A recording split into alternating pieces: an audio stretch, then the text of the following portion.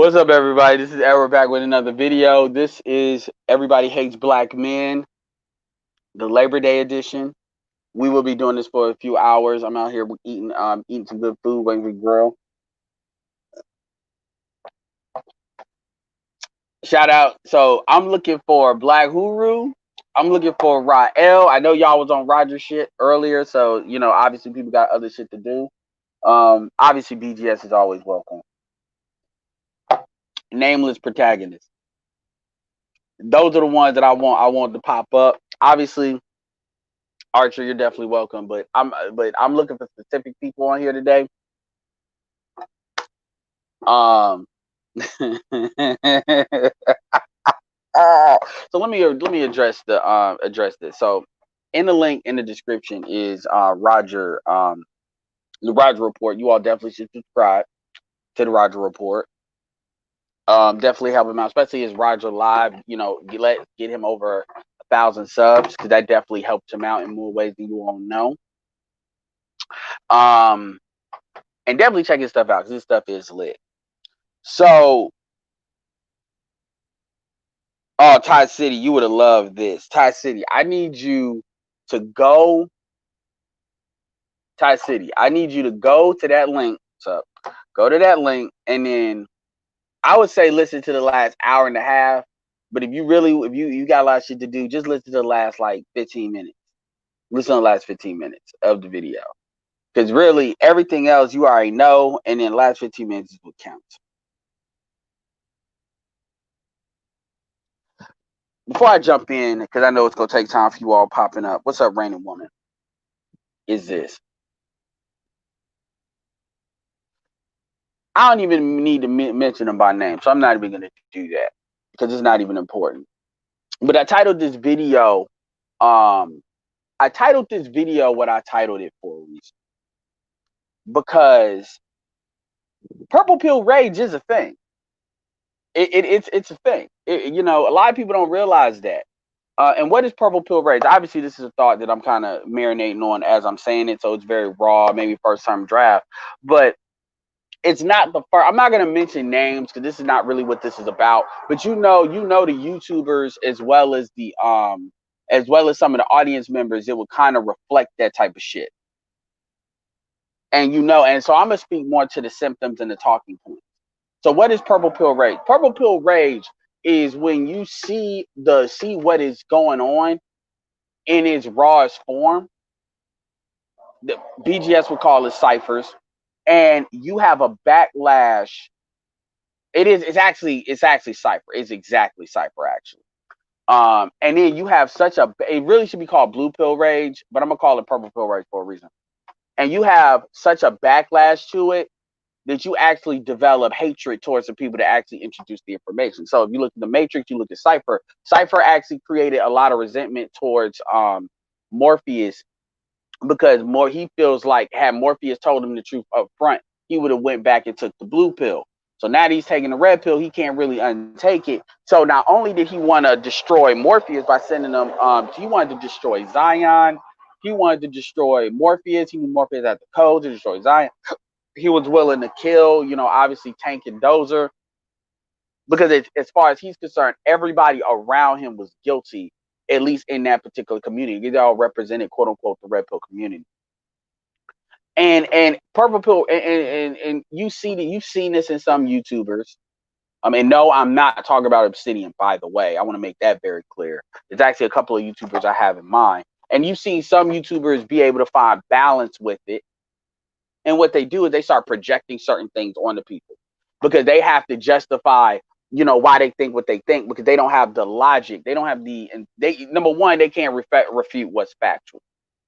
So, you can't, once, I forget which scientist, whether it's not Edison, but Newton, but once they realized the world was round, you had to say that he was godless, and basically had to put him in a position to be killed, because you can't denounce the fact that the world is round and not flat, or you can't denounce that the world is not the center of the solar system or center of the universe. So you have to make up something in order to justify that, because people make emotional decisions. They justify it with logic.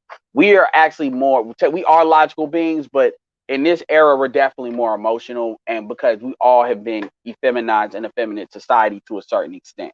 This is why in the black community, we always say, even black men will say, I feel versus I think. And I've had to go on a very strong effort to say I think, because I'm logical by nature. And not to say the emotions are bad. There is a certain way of feeling things, but black people don't feel stuff in the way that's really healthy. They feel things as a way of retreating back to what they already want to believe. So this idea, this accusation, it is funny because people will throw certain things out. Like I even see it with Kevin. I'm not even gonna mention what certain people are saying with Kevin, but if you all listen to Kevin, you all listen to some of the haters with Kevin and heard the hater talk, you know where they go with Kevin. You know where they try to go with Kevin as far as trying to emasculate him and say a couple of other things. The interesting thing is I don't want to say there's certain things about Kevin that if you actually knew about him, you would know that some of the how ridiculous some of that shit is that that folks are trying to say to hate on him. But the reality is, I can't say that because I don't know if Kevin really wants that out there because he never publicly said that. But this is something that, like, when he was on BGS stuff, it kind of we were talking about, and I'll leave it at that. It's not a bad thing, but it's just one thing to be. Is one more thing to say that Kevin knows what the fuck he's talking about at a much deeper level than a lot of folks want to give him credit for. And it's not just in like a sterile, like a church environment or other environments that he understands the dynamics between, matchmaking and stuff like that. And I'll leave it at that. But my point is, the reason I brought up Kevin is because you have people that when they retreat, and keep in mind, Kevin is technically would be considered a purple pill guy, but which he definitely wants black men and men of high value to maximize and leverage the best of what they can. They work hard to get headship. They earn to have the mantle of headship. That's what he would say. But when people get upset, they start saying shit. They just start, oh, well, he's this, he's that, he's this, oh, he's a fraud, he's this, because they have to say something because they can't really go one-on-one on it. They can't. And what people don't understand is that's more revealing about the people than that is about him. Like when you got like men 15, I understand the women being mad, but when you got men, like a man that can put out a video and then there's 1,500 comments of somebody talking shit about this dude, and this dude just hit over 100,000 subscribers because people are in their feelings, that should tell you something. BGS has had people basically dox him and go after his family based on the shit that he says, right? Because they can't see him. I believe Kevin has kids. BGS obviously has kids. Kevin's been married twice. BGS obviously has kids that are married. You have Jason Black, not married, no kids, has raised $250,000, but people have always tried to throw the disc saying he sounds just like Professor Black Truth. Or they're the same person. They're probably really white. And I don't agree with like a lot of shit that Jason Black said about Redpill shit. I understand what he's saying. He may talk about the white folks, but I leave that alone. Whatever. My point is, I can't see you. You ain't real. Even though this dude has raised $250,000. Tariq Nasheed, well, look at what you did with Tommy. Tariq Nasheed obviously has a black daughter that's the oldest. Oh, you with a mixed chick. You with a mutt. Like, my point is that I've observed that when people can't defeat you in logic, they're always going to say what the fuck they're going to say. And understand that, women can do that because they're women. They're supposed to be emotional. But when other men do that, at the end of the day, you're really proving what it is. And so what do black men always want to do? They want to retreat to pussy. They want to retreat pussy. Like, oh, well, you don't live with a bitch. You're not this. And I heard I just opened this live after hearing this the stream because Black Hoover and them told me to go back and check it out. And I checked it out. I'm like, what these motherfuckers talking about? Everything's like, seems to be fine. The woman's talking, which by the way, well, I'm gonna get to that in a second. The woman's talking. It seems like, it's typical crap where they want to they understand what's being talked about, but at the end of the day, it's not really internalizing it to the extent it needs to be internalized. But it's typical stuff where, you know, things are going, you know, it's not, you know, they accept it, so there's nothing to be said. And then dude gets on the phone, and then you know, it's funny how everything goes to shit once he's on the phone. And so I heard the last part. And what was funny is me and Rael just had a conversation about marriage, and we have difference of opinion on that, but we were able to have these conversations. And, you know, I overtalk people sometimes, and Rael was getting a little bit annoyed, but he let that go. And at the end of the day, he got his stuff. It was actually a productive conversation. And I mean a productive conversation where for people that want to get married, they heard some stuff they might not have thought about. For people that don't want to get married, they heard some stuff that may either reinforce what they wanted to do, or they kept in mind. You know, it was a conversation where everybody was heard. Even with the conversation we had with you know, shout out to Ramil, with the niggas ain't shit if they live with their parents bullshit. That was very spirited debate. You know, Gabe A said some stuff that I'm glad he lent his credibility. Being married, he has kids, he's definitely on the high value track, if not already there. He definitely stands on his square. Andre and Gabe is going to do how to get a mortgage off of that. My point, though, to all of this is you got folks, like, as a man, when I don't like something, it's either, here's the thing, the shit's either true or false. And so if people are saying a narrative that's not true, then you have to give the counter narrative. The shit talk about, well, motherfuckers are weird, motherfuckers are this, dude. So basically what people are saying, and I actually said this a couple of days ago. I said, so now what it's starting to be, it's going to start to become is, if you ain't living with a bitch, which it's a whole bunch of people in the manosphere that's got kids that are not currently living with a female. If you are not cohabitating with a female, now all of a sudden the shit you're saying is in question. So let me say a couple of things. Number one, I don't give a fuck if any of you all listen to me or not. I don't do these videos for motherfuckers validation. You can tell with how I title the video. You can tell by the fact that I misspell it. You can tell by how I do my links. You compare me to every other YouTuber that's out there. And it's very clear that I don't set this channel up to grow. And I'm an internet marketer. So Lord knows I could copy and paste all that and get a lot more subscribers and views just off the strength. This is a blog. This is something I say. I say it for me. I say it for anybody that might come across it and benefit. Actually, Dennis Sperling does kind of a similar thing. That's it. What I don't understand is if somebody wants to say I'm weird, I can't square logically how, if somebody says if I'm not credible, that's essentially what they're saying. Fine. Why the fuck are you listening? This is going to sound nerdy. What did on Star Wars? This reminds me of Star Wars quote that Obi-Wan Kenobi said. Who is the bigger fool, the fool or the fool that follows him? Obviously, the answer to that question is the fool that follows. And so you got folks that, and I know motherfuckers are in their emotion and they're speaking from that, but they want to call somebody else bitch man or something like that. Like, oh, you know, because somebody could present they bitch. Oh, well, you present your woman. You don't live with a woman. Most black, newsflash, hot shot, most black men don't actually live with a woman. And if they do, they're not in a dominant position anyways. And this is what I was telling Ramil as well. I said a lot of niggas are living up under bitches, and they're living up under bitches, and then they want to say because they got pussy, I go home at night to pussy. Are you fucking serious? Good job. That has no bearing on what the fuck we're talking about. And as I was hearing that shit, and then you got people that on the one hand they know what the fuck you saying is right, but on the other hand they just can't accept it. So they want to play the well, the problem is him card. And what's interesting about that is you got folks like Minister Jap. You got folks that are so much more harsher than me. I'm actually fairly reasonable. You got motherfuckers that basically black women probably couldn't healthily listen to them mentally for a long period of time. And these are niggas, and not only do they have a stronger black female audience than I do, and some of them at 20%, but they show you the bitches they're fucking. And the reality is, I don't have nothing to prove. And I'm not going to prove anything to none of you niggas. Because at the end of the day, what it really is about is you all doing what females do, what you all are trying to legislate what the fuck we say. Talk about the manosphere is shit. The manosphere is just like that. The manosphere, since the very beginning, It wasn't a time in the manosphere where every dude was a female was there. In fact, most dudes are saying that the problem with the manosphere that women are even allowed to even speak and be in it at all.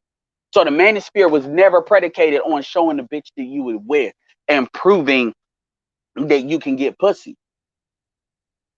It was never about that. And even if it was, even if you say, and I've said this experiment before, I said that even if you completely eliminate any nigga that has not presented a bitch, the manosphere will still stands as it is. Because it's not just because this idea that all these niggas, how can you listen to niggas and then you sit there and say, oh, well, you niggas are saying that because you ain't fucking. Then how fucking stupid does that make you?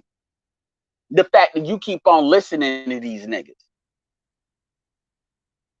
I'm not about because I'm not about to get in no pissing match arguing with somebody about my ability to get bitches or not. That's irrelevant. It really is. Because at the end of the day, that's me arguing on your terms. Just how, you know, be if you actually did break up with that chick, well, you could do that at any point, that you wasted 13 years of her life, which actually makes you low-key a part of the problem. Do you realize if you were to call Kevin right now, who's been married twice, who has kids, who feels every fucking metric you want to talk about, who is talking about black men and black women coupling up, you realize that if you would have told him that you would have been with a female 13 years and you did not, or he'd probably say you ain't shit. Do you realize that? He would basically do the same thing he does to these females. And he would basically, and I'm saying that because the problem is, I want to show you that the logic of what you're talking about doesn't hold up, even if you take me out of the equation. He would say, are you with a female? Kevin says that it takes 6 months to be with a female to realize you want to marry. So what is it about you as far as why you with this chick, but you're not married? 35 years old now.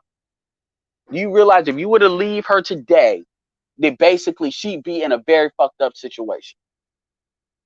And it would be your fault. But see, these are the very dudes that will sit here and then try to judge other people because they can't handle what's going on. Everybody's welcome to create their own channel. Everybody's welcome to put their opinions up that they want to have.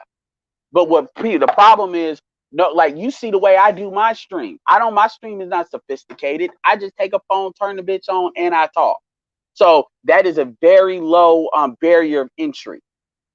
But see, what a lot of people don't understand is they understand that if you talk long enough and people start dissecting what the fuck you say, you're going to realize how fucking stupid you say. And saying that you got a bitch that lives with you doesn't mean jack shit.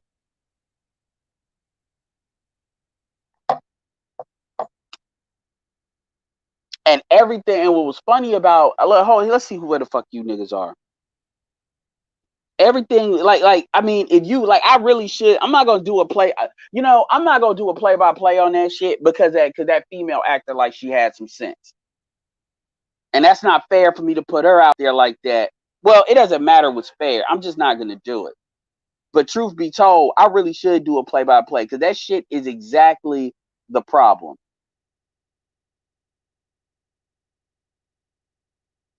I want to get some of y'all's thoughts because I wasn't there. Because it was true. Because he really felt. And the thing about it is, all of them. And dude, I'm gonna tell you right now. If you hear this, I'm not bringing you up because I don't have to. Because I'm not arguing with no nigga like that. Because you already clearly demonstrated you don't know how to fucking talk. I mean, literally, you will say shit like, oh, I just talk shit. That's the way I am. Then you start threatening to whoop somebody's ass. Then you start calling everybody bitch ass nigga. Then you start, getting all emotional. And then you want to talk about somebody's a weirdo. Nigga, if you didn't have a bitch, I think you were gay. Like real fucking talk. The way you fucking hype up like that. Like seriously. You sitting there dissing dudes that's got kids, that's got grandkids. They clearly are saying the same shit. But you want to sit there and try to target me because it's not about the information, it's about me. And the sad part about it is the very thing you hate is the very thing that actually got your woman to act like she got some sense. The reality is, if it wasn't for the manosphere, which is by the way the exact shit Angry Man talks about on the relationship piece, if it wasn't for the manosphere, Your chick would be still doing the same shit she would still be doing because you weren't strong enough as a man to do it on your own. That's real fucking talk. So and yet you stayed because the truth is, you know, and I know she's probably the best you can do. No nigga stays with a chick for 13 years if they can do better than what they're already doing. And that's real talk, especially if they not married. And this idea of trying to equate, let's see who's up. Oh hell no. I'm not bringing your ass up. In fact, I told you straight up, D Chicago. I told you if you comment, all I need to do is see your comment. Blocked. Exactly. That's exactly what I needed to do. I needed you to comment so I could block your ass. The problem is, I'm gonna tell you like I told Taz. I don't talk to niggas that don't know how to talk like they got some fucking sense. That's the main reason I never wanted to talk to Taz. That's the main reason I want to talk to RBR. You an emotional ass bitch ass nigga. And I'm gonna say this and you gonna listen because that's the only thing you can fucking do. You can create a stream. You want to have a conversation, you create a fucking YouTube channel, you run your mouth so people can psychoanalyze that shit. But the reality of the situation is, and I'm going to tell you straight up, yeah, I heard that you wanted to talk to me. I heard it when I left, and I left anyway. Because the reality is, man, you one of these niggas that you like to be in your feelings about shit. You like to be in your feelings about shit and say shit and then think you could just charge that off with an apology. Then your bitch ass goes and you do the same shit over and over again like a female. The sad part is your fucking girlfriend, the way she acted, nobody would have never guessed that she was with you based on how the fuck you act. The shit is reversed where she actually got some fucking sense and you actually the one that's on a period all the fucking time. And the reality is you want to talk about talking to you like a man. Ain't nothing talking to you like a man like the fuck you talked to them on the last stream. All these dudes got to do, I challenge any of you all listening to me. Go on Roger's stream, listen to the last hour and a half, and you observe, listen to really the last two hours, that's when he starts chatting. And niggas, you tell me what the fuck it is. You tell me if I'm wrong, if I'm over exaggerating. I challenge y'all, and I'm gonna share that video. The only reason why I'm not doing a play-by-play is because she got up there and she acted like she had some sense. That's the only reason. But for you, nigga, normally I make that a play-by-play because I make you famous with that shit. Because you did the same bitch-ass shit that Janae does. And what I want people to really understand is you got a lot of niggas that they are not capable of handling this information. So what they do is they'll listen to it, absorb it, but they'll have all this pent-up anger and rage. And they want to try to charge it off as the manosphere is. That's why I don't like when people, even when people are saying it in good faith, when people are saying the manosphere is fucked up. No, I told specifically who I wanted to have. I told specifically who I wanted to have on. I want Black Huru, Nameless. If you want to pop up, you can pop up. Rael, I want you to pop up. I already told y'all who I wanted to have up because you all were there. That's why I specifically want you all. I just heard it. But you got these niggas that they can't handle the information. They're just like women, where the women can't really handle the information and they internalize it. One of the things that his girlfriend kept doing that I observed, that's what I really want to do. I really want to comment on what was said. Well, oh yeah, I blocked the nigga because that nigga, honestly, I'm telling you right now, if I had the kind of pull, which people think I got more pull than I do, D Chicago would have APB to be blocked in the manosphere no matter what channel. Basically, if you moderator and you see D Chicago, block that nigga, and then he creates another. He'll do what niggas do, which is create another avatar, and then as soon as you hear him, you basically remove. It's the same thing with Taz. You need to just get niggas like that out of here. Because the reality of the situation is the thing that you did that you fucked up is you said multiple times you apologized for something and then went right back and did it. You didn't just do it to me. You did. Like, do you understand how fucking you basically had BGS wilding out in the way that he very rarely wilds out. And you got a lot of black men already of many different age groups, many different experiences and background, just already trying to keep BGS in the manosphere because he's like one step from saying F it. He's at the point where he's just showing up on panels. He ain't really doing a lot of his own panels like that. And then they actually see that you're like me, that would definitely come down on your ass. It was the last dude that I forget. I think he did disrespect BGS, and then it was a whole Clint. I think it was NBA fan, but NBA fan was enough of a square. When I say a square, he stood on his shit enough to actually apologize and basically actually keep with the apology. Your word don't mean nothing, because as soon as you apologize about something, that's why I didn't come up with you. Come back, because I was like, dude, I'm not about to accept your apology, because I knew you was gonna do what you did, because I've seen dudes like that. I've seen dudes like that. They say apology, they don't really mean it, and then they go and do the same shit that they said they weren't gonna do. And then you up here talking about threatening you gonna whoop somebody's ass. Nigga, you ain't shit. It's a privilege. It's a privilege for you to come on these panels. I knew it was a privilege for me when I was allowed to speak on a lot of these panels. That shit ain't owed. You ain't owed shit. And you don't even donate like that. And even if you did, I refund your fucking money, because I don't give a fuck. But you don't even donate like that to be talking that kind of shit.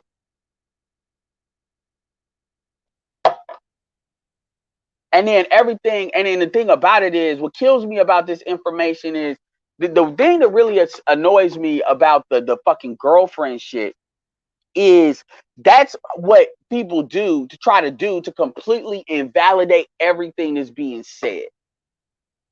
Everything that's being said can be invalidated by, oh, where your bitch at? Dr. Umar Johnson. I can't, a whole bunch of people. So what it says is the facts don't matter. I just can't deal with anybody that can't be around women. Nigga, you don't know what the most black men in the manosphere actually deal with black women.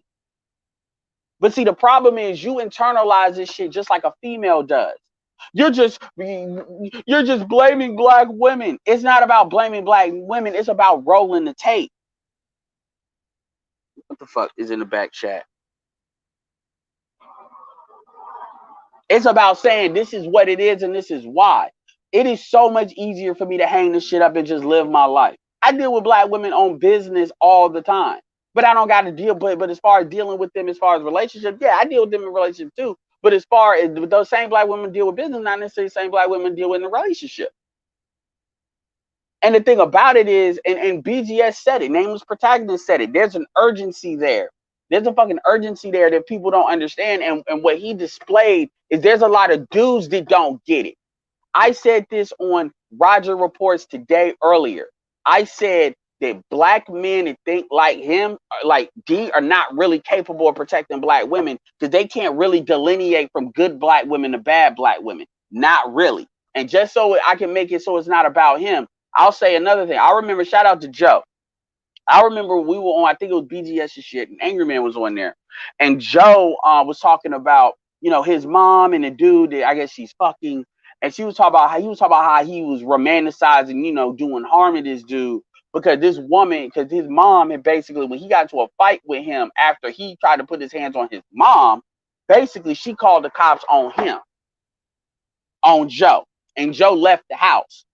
Like he moved out at that point, but he was still having these thoughts. And what a lot of people don't understand, see, we talk about the women all the time, but a lot of people don't understand these dudes, like Zero says it, these dudes hope so much that it enrages them, but they can't stop listening because they know we're right.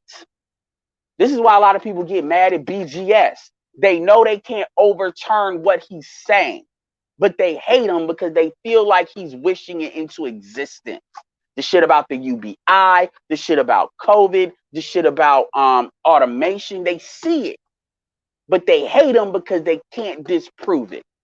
And rather than accepting the information as is and preparing and putting yourself in the best position to win, they want to wish it away like a child.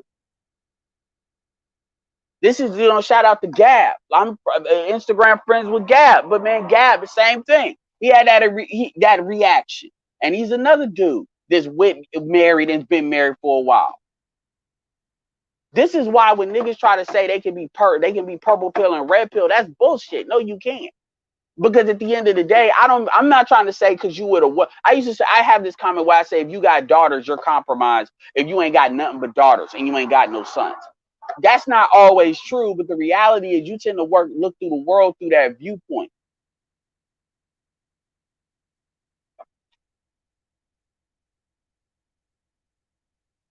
Come at me like a man. Nigga, stop listening like a bitch. Stop listening to channels you don't agree with. I don't listen to channels that don't make logical sense. Maybe I don't agree with them, but they make logical sense. I don't go to Paris Milan, Chrissy, some of these white boy MGTOW channels that every once in a while they wanna make some borderline alt-right racial comments. They sneak it in there. I don't listen to these people. I don't listen to black men that are unduly fair against black women. There's a difference between dudes like Steve the Dean and motherfuckers just saying what the fuck I'm saying. I don't listen to folks like that. I don't go over there and do that. I don't listen to Taz, I don't listen to RB. I don't listen to people that they just own some bullshit. If I perceive that, I don't listen to it. So I don't understand why dudes hate listen. I don't know who the fuck I am for you to hate listen to my ass. That shit doesn't make sense to me. Yeah, man, I love all you guys. This is why you can't meet motherfuckers. Yeah, man, I love all you guys. Because you got weirdo motherfuckers like that they will borderline, it will be some drama created because these niggas are like stans. They're not even fans, they're like stans. Like, motherfuckers are talking about me. Jada Black has a channel of 85,000 and he talks this shit. And he's more closer to MGTOW than I am. I'm not against necessarily black women having relationships. I'm against black men maintaining their leverage. But there's a lot of dudes that did completely against it. SYSBM guys. But you, it's like you want to target me. And the reason why you want to target me, because it's not about the information. It's about you want to have your little win. You want to believe so bad that what's being said is not true, that you can't, you just the same thing I said to your girlfriend when I said that really this stuff isn't for her, because the way it's presented is for really me to hear it. If I was going to say that she needs to talk to somebody, I'd say she needs to talk to, listen to Art Kathy, Rebecca Lynn Pope, and probably the Crimson Cure, Kendra. Those are probably the three, and then put Kevin in there, and then maybe a little bit of Angry Man in there. Those would be like the five. If I was going to tell a woman to listen to this stuff, because three of them is from a woman's perspective. One of them is married. One of them has actually done something in Africa. She's willing to tell the truth, at least as raw as a woman's willing to say. Kendra's married, obviously clothed with with Islam, and then Kevin's been married. Kevin's obviously in the high value man category. And I would say also listen to Jason Black too. Jason Black is a good dude to listen to because he's gonna at least jump on dudes enough to where when he does jump on females, the women can absorb it. People like that are a lot of people that they need to listen to Jason Black, because Jason Black will jump on the dudes harshly enough that they can absorb it when he checks the women every once in a while. But at the end of the day, man, this is not about blaming women. This is about saying what it takes to fix shit. And the problem, and I'm gonna drop another. Who else? All right, nameless. Kobe, I'm not bringing you up for a reason. I'm not bringing you up because I appreciate it, Kobe, and I don't mean to not bring it up, but I kind of want to stay focused on this because I really don't want this to be too long, and I definitely want to get somebody's opinion. So it's specific people. Rael, obviously, you were on what's it called stuff, so I definitely understand. If you want to stay in the chat, stay in the chat. I appreciate the $5 super chat, Dollar Washer. Yeah, can you hear me? Yeah, I can hear you. Yeah, man. By the way, before I let you talk, man, I gotta tell you, you've done a very good job at articulating this stuff. A lot of times, people like you and Sigma, by the way, make it so I know that if I ever wanted to say fuck this and just throw my phone and say fuck everybody, I'm just doing me. I know there's gonna be some people that's able to break this down, and all of a sudden the word gynocracy ain't gonna disappear in the fucking ether. Absolutely. So you do a very good job like breaking this shit down in a way. And the thing about it is you got the type of tone. See, the thing about me is I've been told that my voice is very penetrating. So a lot of times when I say something, people absorb it a certain type of way because they get in attack mode because of sometimes my tonality and stuff. But between you and so you all got a very is a voice where people can absorb the information, kind of like LAR movement. You can like y'all can say the same shit, but people might absorb it a little bit better. So definitely go ahead. So anyway, I want you to say what you want to say, and then I'll probably ask you some questions about what happened at the end because I heard the end. I heard the Okay. last 10 minutes. That shit was that shit. And I listened to the time that I got off. I listened to the time, the exact moment I came off to the end. So I know all in between. So I'm not just Fam, talking about what happened then. So go ahead. it got crazy. I'm on my phone now because I'm still at work, so it may be a little hard to hear me because I got a No, we different. can hear you great. All right, cool. So the whole purpose of my going up there and really emphasizing this word gynocracy is because it's very evident that it is a behavioral template. And what that means is if you don't consider the fact that it can be expressed from men and women in the society, and it can express itself in ways that you Exactly. saw earlier, and it can also express itself systematically.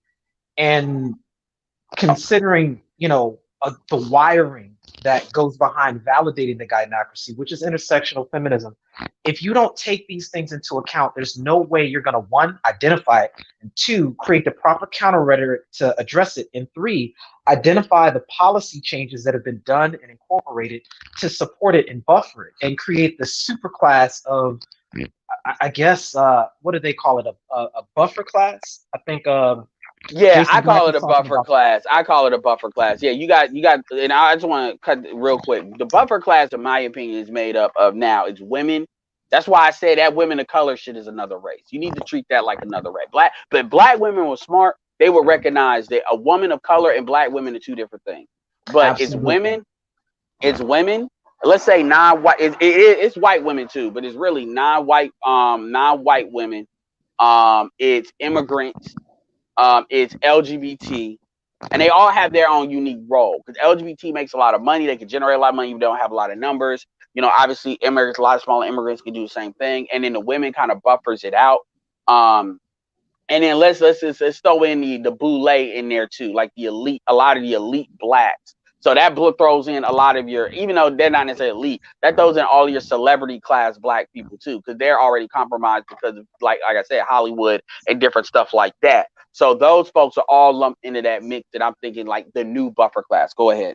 Right. So at the end of the day, what you get is these individuals have an agenda. Meanwhile, we have conditioning, and this conditioning has a primary directive. Like when folks go back and listen to the playback, I went into more detail about that because I'm formulating, some pre-stages of a hypothesis to really identify the inner workings of how the gynocracy was created, what its original functions are, and how it may evolve in the future, and what it would look like if it began to spread globally, which I think the advent of that Cuties documentary and movie or whatever is evidence of that actually taking place. So it's important for us to take a look at these things because they're the general foundations behind our main complaints in the manosphere overall.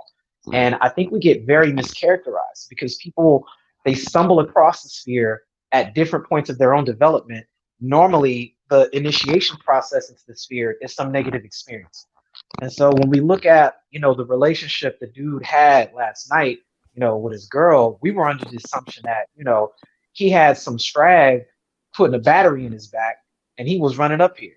But come to find out, here we are looking at the inverse scenario where, we got classic signs of somebody living off their dick and then literally reinforcing the same naggle talking points that we got to deal with when Strags come up onto the panel. And so when we have a conversation with his girl, you know, we find out we can have a conversation with her. She sounds like she's objective. She's presenting logic. And even though we see the telltale signs of the gynocratic conditioning, we can have a discourse. But the moment he comes up, it's like basketball wives dynamic just manifest all over the damn place, and the whole panel goes to shit. Well, I didn't get to catch that whole panel. Am I talking? Maybe one of us disconnected. Yeah, I didn't get to catch the whole thing, but from what I'm hearing about it, it was a shit show. Oh, Because like I don't even know. I didn't hear when he said that, but if he came Oh, up my there and bad. said That's what I was he saying. said Yeah, something I'm here. about black men not him not respecting men who have negative things to say about women or disrespecting women. If he said that shit, then all I gotta say to him is nigga. Well, what I'm saying is, it's a stream that's worth. It's 6 hours, but it's worth listening to the whole thing. Listen to it at like double the speed. Really, like the point that I'm really talking about is like really the last hour and a half. There was a point that I got off to what it was. Obviously, hold on with super chats. Milton said the intersectional mafia is the new buffer class. That's absolutely true. yep. Because it comes out that this is where a lot of the ADOS and non ADOS thing comes into play too, because that's a part of the buffer class. But then again, you also have to look at the angle of the black women thing. The point is the people that are invested in what we call the thing. Hold on. And then you got Michael Neal, you Spitfire on the Roger Report channel. Thanks as always representing the channel. Absolutely. And I appreciate all y'all. The thing that folks need to understand about why it seems like the stuff that we're doing is repetitive is because everybody wants to complain about quote unquote white supremacy or not when it's in their yo ass. But the reality of the situation is this is why people are, you didn't hear white supremacy like that until Donald Trump got elected. Because now a lot of other groups have gotten bothered that would normally not be bothered. This is why they're cool with liberal white supremacy, because liberal white supremacy benefits the buffer class. You know, conservative white supremacy takes it away from them as well. But my overall point is everybody is invested in white supremacy at some level. And you have to really look at, so when you look at the ADOS versus non-ADOS thing, you look at how immigrants play tribal and class warfare games. Is that all of them? No. But even the ones that kind of know the bullshit, they still buy into it. And then you have some that know the bullshit and don't buy into it. But those are a minority. Same thing with the women. You have women that they are invested in white supremacy as it currently is. Yeah, they want more benefits in it, which is what they're essentially talking about. But they don't actually want to turn over white supremacy as a whole. Not the majority of them, not 80% of them. And that's what we were trying to explain to Sheila. And even, and look, I know Sheila means well, but what I'm saying is the thing that we were trying to point out, and that's why his girlfriend coming on actually helped as well, is because you kind of you could hear it.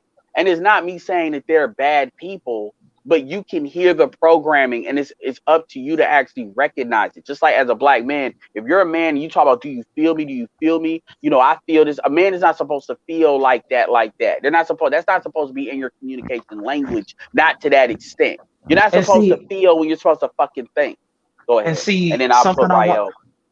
Yeah, something I want to really well, not interject, but bring awareness to. It's why I sat there and did that stream with Nicole Ali when we discussed social dominance theory, because it's a really good tool to help give you a interface to navigate these scenarios, because we've only been given, very broad tools to try to break this down.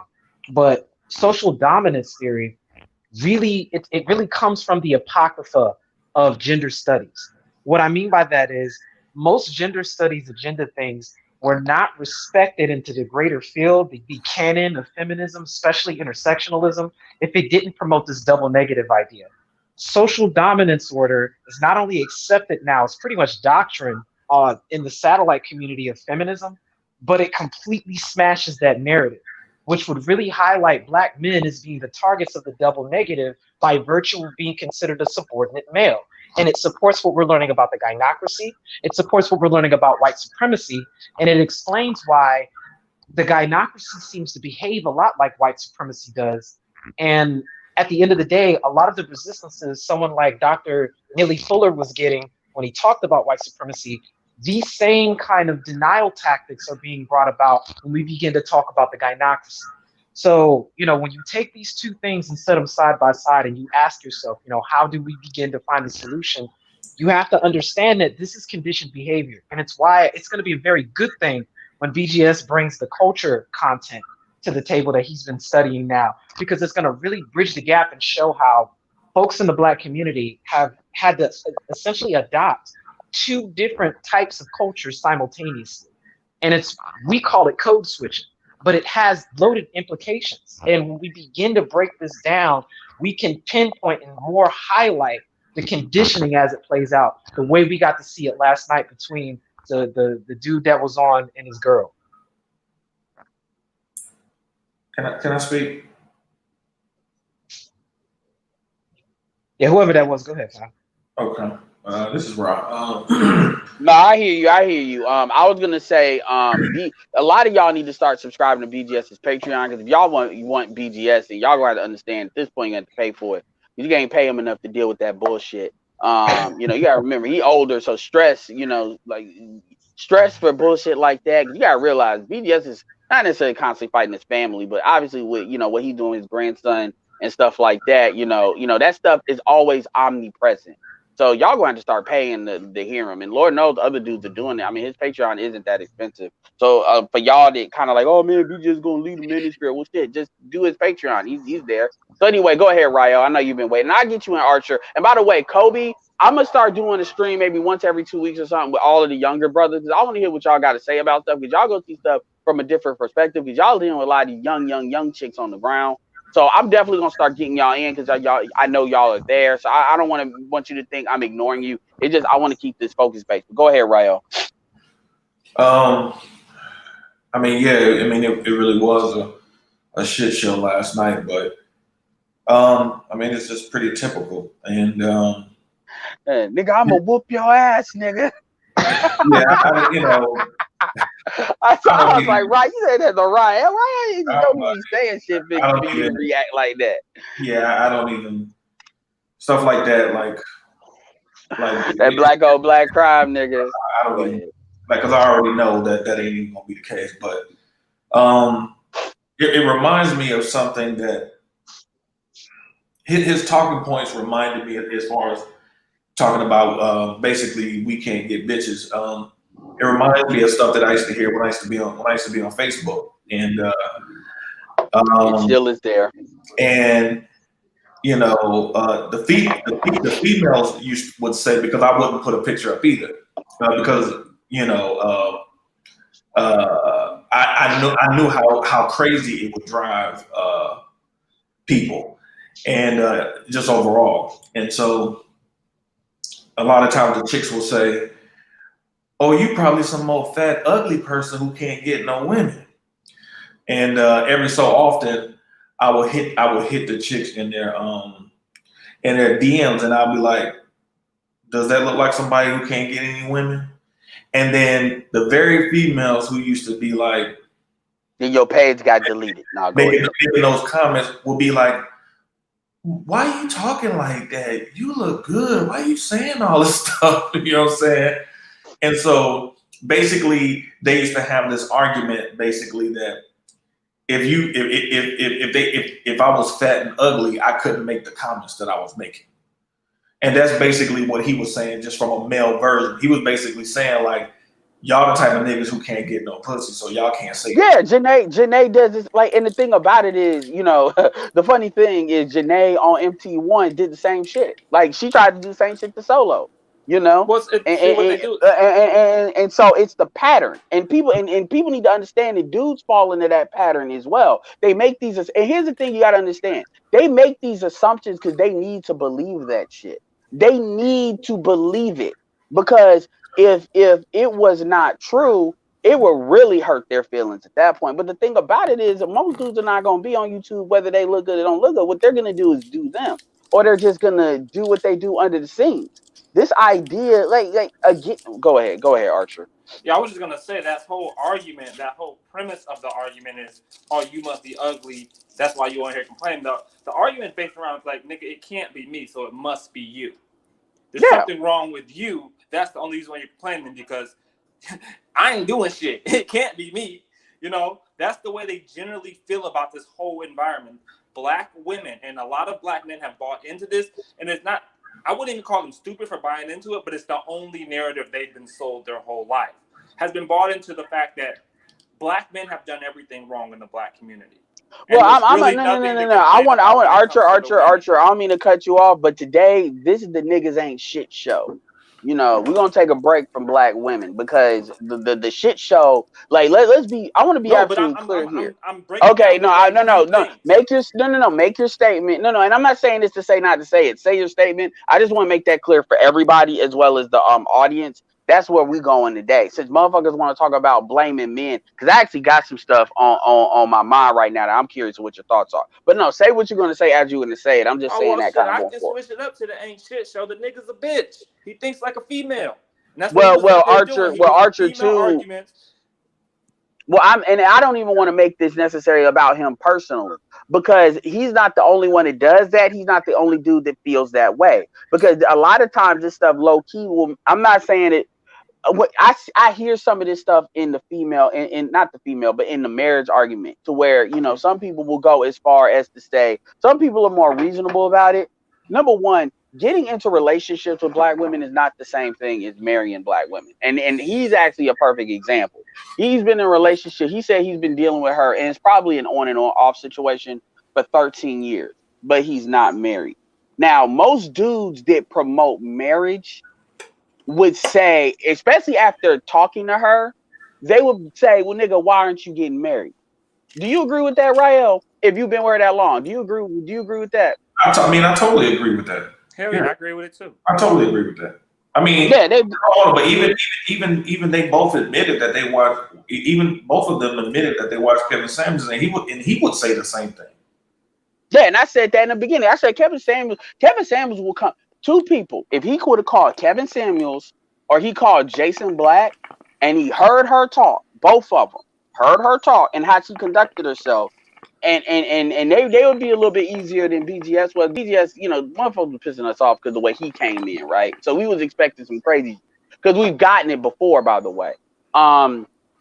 They would have aimed that rifle right at him, and they would have said, you part of the problem too, because at the end of the day, they would have, you know, this is where Kevin would talk about, oh, well, you ain't got enough money, you need to work 80 hours a week. You know, obviously you got a woman that's willing to be on your program, whatever, and that's the opposite. And these are dudes that, you know, these are dudes that are credible.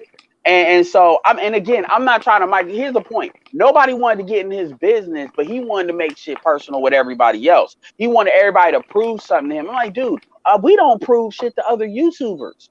So why do you think that I'm gonna give it about somebody that's a content creator? Because I don't be asking people about their personal business. You don't hear me talk about, well, you can't get a bitch and blah. No, I attack the argument as is, because it doesn't matter. Because here's the truth. If even if somebody would have say, oh, I can't get bitches, that's true. Well, you got people that say the same stuff. Minister Jack, like, you got too many people. It's not like, oh, you do this and all of a sudden you become right. If you want dudes that basically get women to say the same crap, there's a whole list of YouTubers that do that. I've had a lot of casual sex, and I've been in long-term relationships with black women. And I'll tell you one thing, they are fucked up. Yeah, Black Guru, you another one I wanted to come up because I wanted to get your opinion on that. But the main thing one of the things I did want to ask you all about is I wanted to ask you all about this idea of you can't, in your opinion, do you really believe, you take women like Raining Woman and the women that actually, let's say, you know, they do get it. I mean, they do really get it. Do you believe that the same black man that doesn't have the ability to delineate from a good black woman from a bad black woman, or they want to find a way to accept the black women that are basically going against black men as well as the community because they're for themselves, do you believe that those men are actually capable of protecting women that actually understand that there's a problem and would speak truth to power against it? Hell no, not even close. Why do you think that? Not even close, because part of protection is correcting. Yeah. So it's just like a parent. Like, this is the point that Roger was trying to hit home last night. He said, where in a group of people can you see people who are trying to get people to be better where there's no correction there? The whole purpose of offering you correction is to help you be better. So one of my biggest problems with the situation last night was y'all are basically over here trying to use the manosphere to counsel each other through y'all broken relationship, while simultaneously getting mad at the manosphere for actually showing the dysfunction in your relationship at the same time. That's exactly what they were doing. That's why when they started trying to go deep into their relationship, we were like, no, we don't want to hear that. No. Wait. I missed it. What you said? What's the last 15 seconds of what you were saying before you said that's why they go deep in their relationship? I said the reason why they try to go deep in their relationship it was because they weren't there to really learn anything. They really was looking for the manosphere to counsel them through their dysfunctional relationship. Yeah. That's really what it is. They have a dysfunctional relationship. I mean, anybody with any sense will see that. A dude is not going to sit here. Like, we've all been in a relationship with these women before, so we know what they can bring to the table. You're not going to sit here and tell me that you got a woman that you've been with 13 years. In the last couple of years, she got her stuff together. She was dysfunctional for 10, 11 years, and y'all didn't go to no counseling and get no help, and she just miraculously changed. Man, dude, get out of here. Stop. It's 35. Come on, son. Like, anybody that's believing that man believe in fairy tales. Like, that's what I said was that he been with her for 13 for that long, then that's the best he can do. Yeah. Like, because dudes don't stick around not that long. I mean, especially you ain't married. And that's why I was telling people too. I was telling Ramil that there's a lot of cohabitating that goes along too that's not necessarily marriage. And the thing about it is 50-50 shit and stuff like that. And the problem is you create these households and you're not really focused on building. Your first business is your family. And people don't understand that. And a lot of these issues are culture in nature. So we say certain, like Hispanics understand that. That's why Hispanics tend to do a little bit better than we do from a household standpoint, even though we make more money than them, on an individual standpoint. Sorry. But yeah, the thing that also kind of annoyed me is how he kept on, because I heard him when he was acting like he wanted to talk to me again. But I was actually I was like in the motion of clicking the button. And I just kept on clicking it because at the end of I just blocked him too, by the way. I wanted to talk a little shit to get him to put a comment in so I could block him because I don't respect nobody. It's one thing. Look, I've had people call me stuff and say stuff like Platinum. I said something about you have to learn to break away from your own mom. That's one of the first people you have to emotionally deal with in order to like really come to your own as a man. And I've heard people say that you don't ever really become grown until you have a thought and an idea that's not based on what your parents told you, whether that's a man or a woman. I've heard that. So it's not just a woman, but obviously in the Black community, we have a single mother problem. And too many dudes, they never really emotionally get off of their mothers. They don't. And they manifest that in other relationships, which leads to dysfunction you kind of thought about, Rahel. My point, and this is what a lot of Black women complain about too, where it's always they got to compete against like a Black man's mom, low key, which is not said, that a lot of Black women start to resent, by the way, which is for some reason Black women don't bring that up because that's part of sisterhood. But that is a complaint that I've heard. My point though is that Platinum said, "Nigga, you gay?" Because that shit was so beyond anything that like he heard. Now here's the thing. To be fair, we had it was like another hour and a half, and I used that as a teaching moment because another dude would just blew up and got angry. But I don't give a fuck about that because at the end of the day, whatever. I used that as a teaching moment, and it actually ended up being a really good conversation. But because of that reaction, but that was another purple pill reaction. Edward, hold on, Edward. A lot of these men, they're like the Black church. Well, they're like the pastors in the Black church. They need broken women to have easy access to sex. They need these broken women. So again, when it's amazing. I've said this to women before. When you're an educated woman and you think you have this idea that you're better than the men in your group in your so-called community. It really confounds them when they come across a Black man that's intelligent. Because I tell them all the time, you realize how unintelligent you really are as a woman once you come into contact with an intelligent man. If the woman, it's a completely different frame of mind. Let Raul finish his thought, and I'll definitely get you in Bakuru because I definitely want you to get on here because you were there. So what I'm saying is that again, when you let's be clear, there's no space out here that exists for women. And this is what I talk about all the time. If you have 18 plus years of bad teaching from the women in your family, where can these women go to get proper teaching? They can't go anywhere. So they find themselves navigating to our spaces. And that's what I said last night. Yo, can I jump in real quick? Hold on. Yeah, hold on. Before you jump in, because I do want Black Huru to get in. I'm gonna be but I'll let you jump in real quick. I do want to say you can let the other brother rock. Yeah, okay, and I do want to say that comment that I said about the mother-son competition, Raining Woman definitely resonated with that, and I just wanted to point that out because that's one of the, on the surface, the sisterhood don't really talk about that. Like you hear it sometimes with his let me just finish my point. I'll let you go. Let me just finish my point. Yeah, go. Mm-hmm. So, and that's the point that I was making last night. I was trying to tell them, if you have such a problem with the manosphere talking points as a woman, why don't you find the space of women that can properly give you the tutelage that you need so you won't be spending 10, 11, 12, 13 years of your life trying to get your stuff together with your man and giving him problems and feeling like you got to come over here to get the answers, when the reality of the situation is the space wasn't created for women in the first place like that. So you don't complain about the space when it wasn't even created for you in the first place. I mean, did she come into the space or did he come into the space? That's my whole question. He did at first, and then he left. He did, and what he did was he used the manosphere. And this is what kills me about him hating on the manosphere. He jumped off. He dropped off. I think he lost his connection. That damn connection. The connection guys do not like Edward. I tell you that. He needs to go burn some shit and pray to their ass. Rael, I had a question for you actually.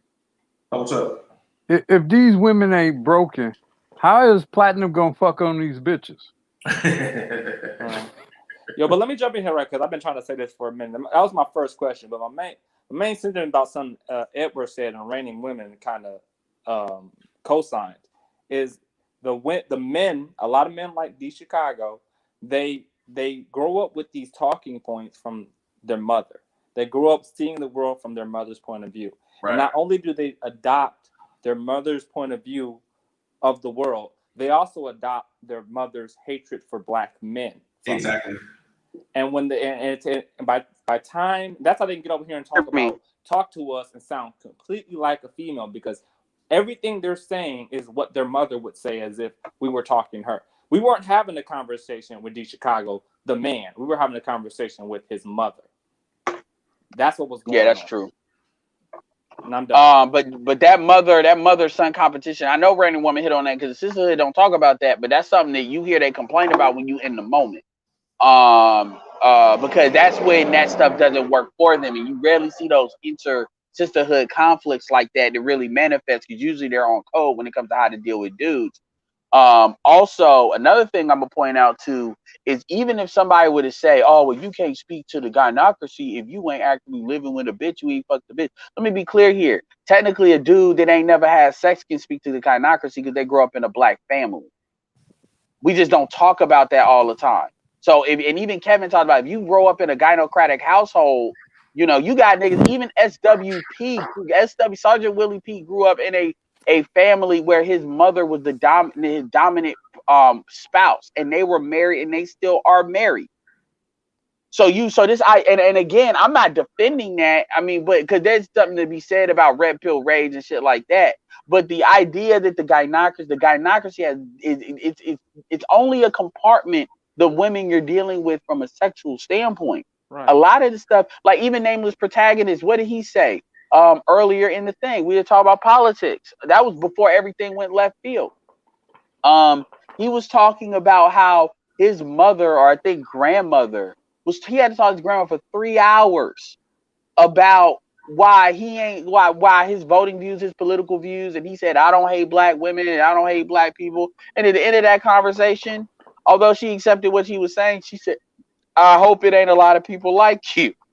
And so that's a family thing. So, and we deal with this stuff with our families before we ever deal with it. How you see your mother's interact with your dad, why you didn't see your dad.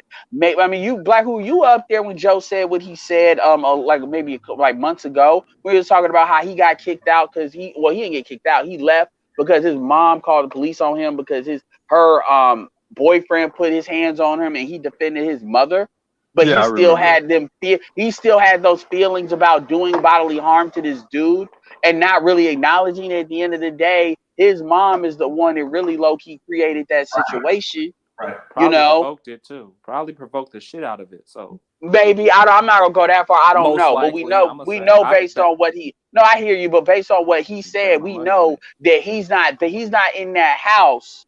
He's not in that house unless she wants it. Another thing I'm gonna say real quick, I'm gonna let you ride by who is. I don't know if you was on Ramil's panel. You heard Ramil. I might have forgot when they was talking about living with he had the thing about 52% of millennials live with their parents and how niggas ain't shit for that. And basically, it was a dude. And I said this on the I forget what panel it was. Almost be different panels, but I said it was a dude that basically he had to leave because he was 16. He was 16 years old. He couldn't bring girls in. And he had to pay rent. So he said, "All right, I'm out," which is his right to do.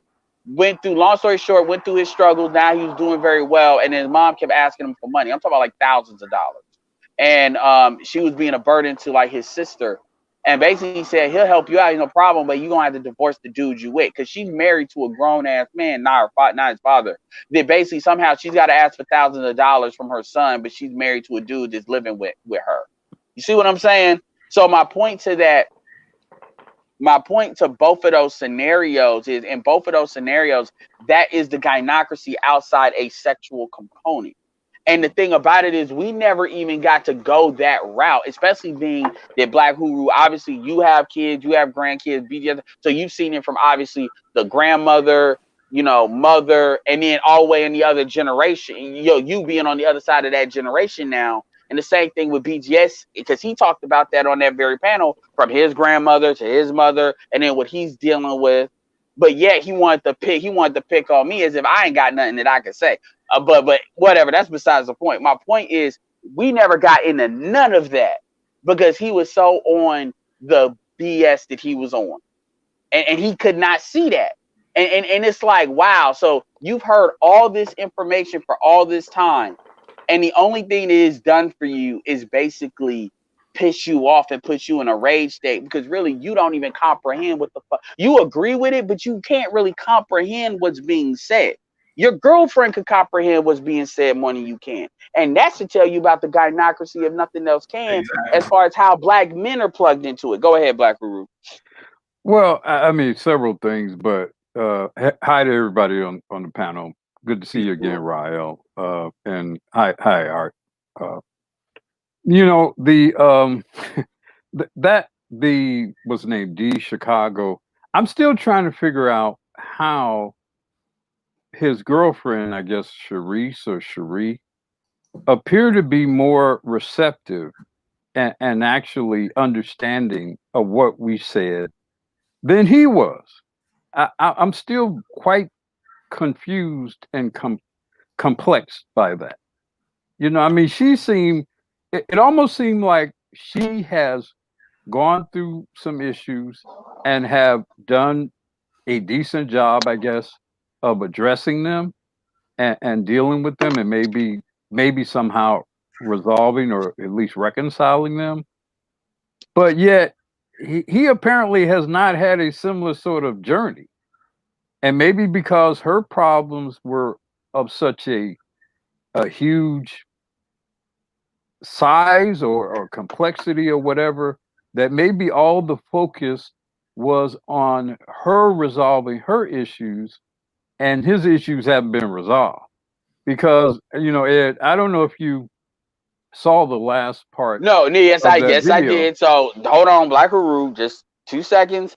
I listened to, just like you said, because y'all said on Roger's stuff that it was lit. and thought y'all was lying until I listened to the last 15 minutes, because I was like, I'm listening to the point that I got off, and I thought that's where it popped off. I'm like, no, this sounds reasonable. I'm like, what the fuck are these niggas talking about? They wasting my time because I'm listening on my AirPods, my cheap ass AirPods they do the job while I'm doing some shit. But once I got to that last 5 minutes, those closing thoughts, and what killed me about it was I was like, dude, you gonna sit here and fake apologize, which is one reason why I didn't even come back. That's something to do. But I was like, man, that's a fake ass shit anyway. Apology not accepted. And then he went and then said he apologized again to like everybody, and then went and said that, oh, you weirdo motherfuckers, I'm a whoop rise. And I'm like, and BGS being real it's cool. like when you weren't there, so he kind of transferred over to Rael, and it was very strange. No, I was listening to that shit at 2-point playback speed. So hearing me just cuss somebody out at 2-point playback speed, that's it. Y'all need to hear that. You motherfucker, you the man, you stupid son of a. I was like, oh shit. I thought BGS was from Chicago. I mean, BGS tell you he got it in him. He just holds it. Yeah, I still think he was trying to, for some reason, he was trying to. It's in the description, guys. The video's in the description if y'all want it. Go ahead. I think he was trying to. I still think he was trying to somehow defend the honor of his girlfriend, right. And I think he had become enraged by maybe she was responding or had responded to some of what we had to say in a way with some hurt feelings or whatever, because I did notice that when I was asking her some questions, you could kind of tell by her tone that there was, sort of an undercurrent of pain, maybe. Yeah. Where like, where she had been really troubled by something, or maybe was really being troubled by some of what we were saying that was trigger her, although to her credit, she appeared to manage it very well. But you can tell there was something there. And I think he was enraged by that. I think he was enraged by her response to the truth of what we were presenting on the panel. And I think the truth was is so undeniable, and there's no way of getting around it. There's no way of excusing it. There's no way of bullshitting past it or through it. That for a lot of people, it is going to provoke a kind of rage because they can't deal with it. That's why I titled it Purple Pill Rage. Purple Pill Rage, the backlash, the red pill. Because what it is, and I'm not trying to bring other people into it, but I remember when Gab popped off on me, I think it was on Bernard's thing a little bit. Like a lot of folks, and he said kind of, so you just complaining. You just complaining, be complaining. Right. You just say the same thing over and over. It's the same kind of like, and look, I fuck with Gab, shout out to Gab. Who said that? Rael said that? Right. Rael pro relating, pro marriage, not pro marriage. I'm not trying to put you in a pro marriage category, but you going more on that side. But yeah, but the thing about it is, it was a similar thing to what he said. Like the responses are very similar when people want to pop up, and that's what they don't understand. You start like even with Kevin. Kevin is, definitely pro relationship, pro marriage, right? And you see what some of the comments are. A lot of these channels is trying to respond to what he's doing. Like they trying to, they do the same thing they do when they trying to tell a black man down. And then what it is a lot of it is because it's coming from a black man. And I told his girl, I said, look, really, a lot of this is really for women to check. It's really, if anything, for black men to be in black female elders' ear, women like Kendra and stuff like, not Kendra her age, but she was a little bit older. Obviously, she had the wisdom already.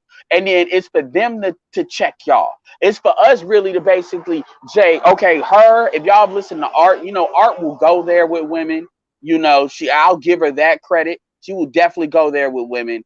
Rebecca Lynn Pope is really for black men to communicate, and really usually it's going to be the black who's the BGS is really them seeing what we're dealing with, knowing what the dudes need to do, and knowing what the women need to be for the dudes to do that, and then them having that conversation, getting some input maybe from us, then them talking to the older female, not necessarily me at 35 talking to some chick just like 55, like I'm at her, at her level and the age wisdom wise, is really supposed to be back who in them and saying, this is where you see him. You see who they bring into the barbecue. And at the end of the day, you see that shaming crap ain't gonna work. Hold on, So what are you going to do? And then the women distill that down to the other women, saying you either go, what do you want to be right, or do you want to be with a man, or do you want to be right? Because you're gonna be right and be alone. And then the women can't fight that because that it's other women saying that. This is actually how other groups of women typically do it. But you don't have that, so it's like we have to do that, and then we're being made to like the bad guys. Just like with Kevin. Kevin is not supposed to bust these women's bubbles like that. He shouldn't have to. These women shouldn't even be able to get to Kevin. It should be other women talking about, man, until you at least get to like Janae where you're underweight and this, then you don't even need to talk to him. Because you're just gonna mess up the machine if the machine is working. Like let's say if we're talking about the stepdaddy machine. You don't need a man to save you if you don't know how to lose weight. Because you already got a kid. So you asking this man to take on another kid that ain't his, maybe get a kid out of you if you want to do that, but then you want to be overweight? No, I wouldn't want my son to deal with you. That's like really what it's supposed to be. But go ahead. Hold on. Go ahead, Ryan. Hold on, let Rob. Go ahead. Rel, you go first, and then I'll get Black Huru. No, what I was gonna say is that's exactly what I was saying last night. If you have such a like, my thing is this shit is a big troll fest because on the one hand, and this is what I said last night, one of the main reasons why spaces like this exist is because a lot of black men feel like they can't talk to black females about what they feel are their shortcomings, because a lot of times when you're in those relationships, and we all know this, when you're in those relationships and you point out the shortcomings to these women, they will argue you up and down like you don't know what you're talking about. And then a couple of months later, they'll say something like I said last night. Well, you remember when we got into it a couple months ago? Yeah. I was arguing. Yeah. Well, I knew you was right, but I just didn't want to admit it. And so because that environment exists, spaces like this exist, and then the same women who don't want to listen to the men in their own personal relationships telling them the exact same thing that we're saying in these spaces, they want to come to these spaces and then tell the men how it should be ran. But when the prophet of thought, when he had Shahrazad Ali on his show, you didn't see any of these chicks that come through the ministry. No. You didn't see any of them come over there and debate her. You want to know why? I think there was one woman. I think there was one woman and Shahrazad, he really kind of shut her down. She chin checked her. Yeah, she definitely G checked her, and that was it. That was it. Yeah, and this is why I said how insidious. This is how when people talk about black women. Then we're gonna talk about black women. Well, with black women, you saying that black women made a choice, but everything y'all did. Well, first of all, what D Chicago never established is what did black men do? What did black men do that was a choice? He never presented a counter argument. He could only argue from what we were talking about, which says a lot. The other thing too is, one of the first things that the gynocracy did once it really started to come online is it eliminated women like Shahrazad Ali. Like I call them the Judge Hatchets. Even though technically, Claire Huxtable is more of a representative of a second wave feminist, it in and of itself low key, but still, I mean, obviously people would take that over, what the shit we dealing with in 3 and 4. So I'll put her even in a good category. But obviously Rashad is obviously not like that in real life. But my point is, they got rid of these women. These women were marginalized. You see, that's why people always talk about the colorism aspect in TV. No, you got rid of these women too. You got rid of strong black men. You got rid of black women who's going to be beside them. You basically eliminated that in media, and then you eliminated that in real life. That's why I did a video talking about the rise of the Tokyo Tony grandmothers, because they got rid of the women that would actually check these chicks. Black people, you older than me, the women that would say, "Oh man, she too fast." Or she don't, the comments they would say when they get more derogatory than that. I saw, around the kind of the crack era, things kind of fractured, where the dominion that the older women had over the next generation really kind of broke down. Yeah. And so you didn't have the continuation, because Shahrazad Ali was part of a line of women. Shahrazad Ali had a Just the mother soldier too, by the way. or a grandmother who taught that to her. So they were from, she was from a line of prior women who were communicating those same standards of behavior and ethics and morality. And like I say, around in the 80s, I mean, you could see it. I can see it. I could even see it amongst extended family members where the daughters clearly broke down from the mothers and the grandmothers, and the reproductive behavior went kapooey, so to speak. And so then those standards in communication, then of course you had hip hop becoming much more, sexually oriented around the 90s.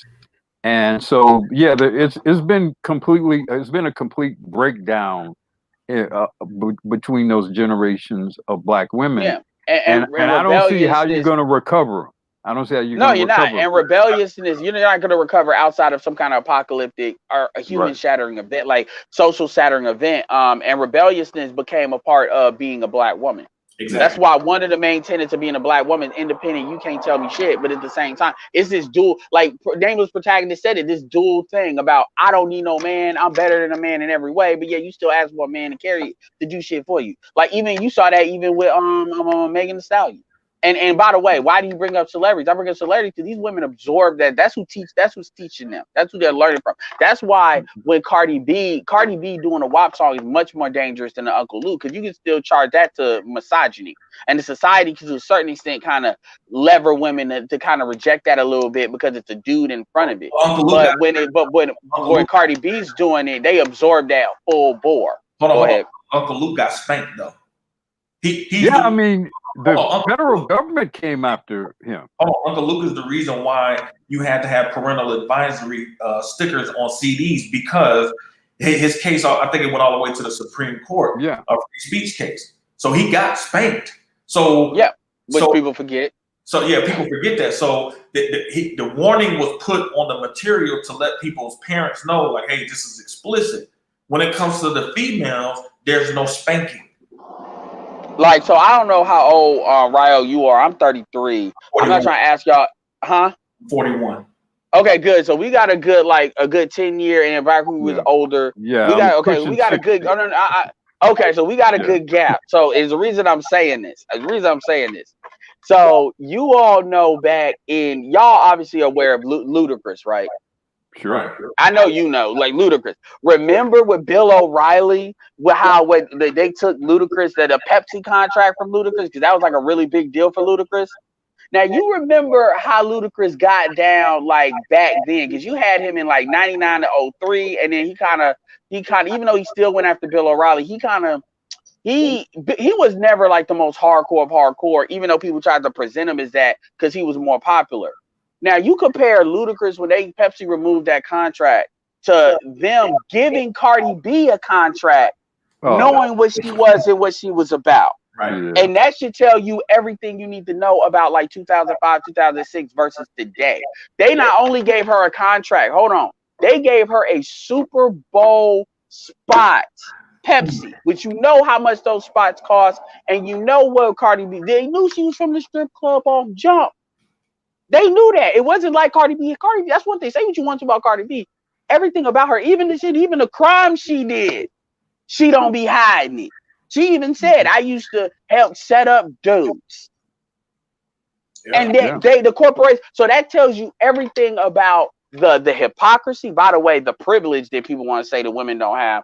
And I get why Pepsi did it, because Pepsi international company, obviously Cardi B can tap Latin community as well as the Black community. Obviously with the African community, really, I don't know why, but they fuck with Cardi B. That helps them sell, their liquid there. So obviously I understand the investment as to why they did it. She can tap shit that Lucas probably can't tap at that same level. But at the time, the point is, I remember this outrage that I had. So to prove your point about Uncle Luke, that was the same thing with Ludacris. They took that and he kept enough of his sponsorships, but he lost a lot of his sponsorship. Pepsi was just like the biggest one. But when it comes to this, even though you still got conservatives railing about it, these corporations don't care. because it's where they are at this point, and they know where the audience is at this point. They know the audience doesn't care like that anymore. They know the women don't care. They see a lot of this sluttery as a form of empowerment, and you don't really hear no. Even the conservative women aren't really truly railing against that shit like they should.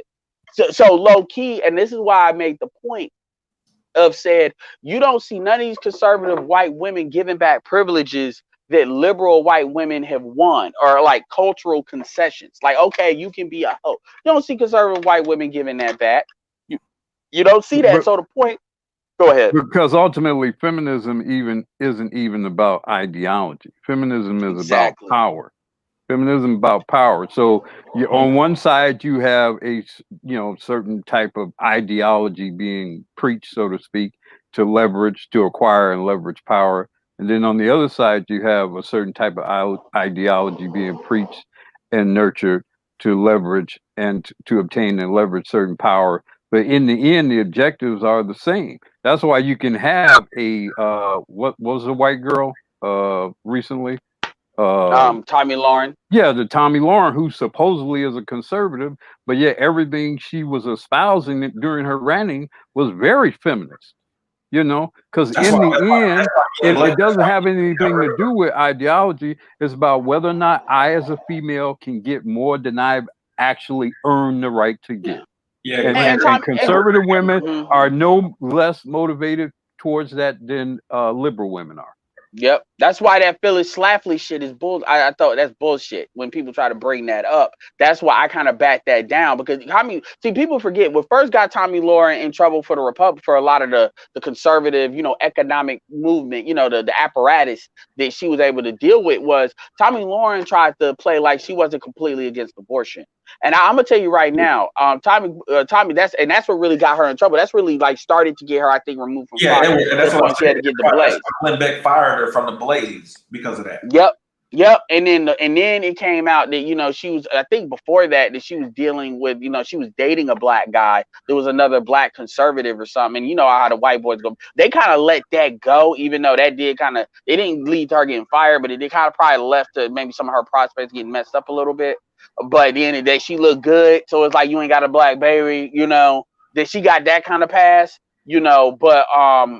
but the thing is, and that's nothing nobody brings up, is that abortion piece. Because even if you care, here's the thing, because one thing Tommy Lauren said that jumped out to me above anything was when she was giving that rant, she said we're super hot, super this, super white, super, and then she let it go. Because I heard that loud and clear, super white. And nobody commented on that. I said, you know what? I'm not gonna be the nigga to do it. I'm not gonna be that nigga, because it's like everybody wanted to be like, whatever. She conservative, so we already know to get down. But the truth be told is, she is probably very much cool with like black women getting abortions. She's probably one of these ones that she understands like white genocide and white people are not replacing their levels. And she probably still wants to reserve the right for white women to get abortion if they want to, but she understands the need to have children. But at the same time, but it's that conflict. And that's the level of conversation that people are not wanting to go to, because they can't emotionally get there, because they're too busy having these like rage outs, these purple pill rage outs, because it's like it's like we're fucking with their worldview to an extent that they can't handle it. And it's like, dude, you can do what the fuck you want to do. I don't care.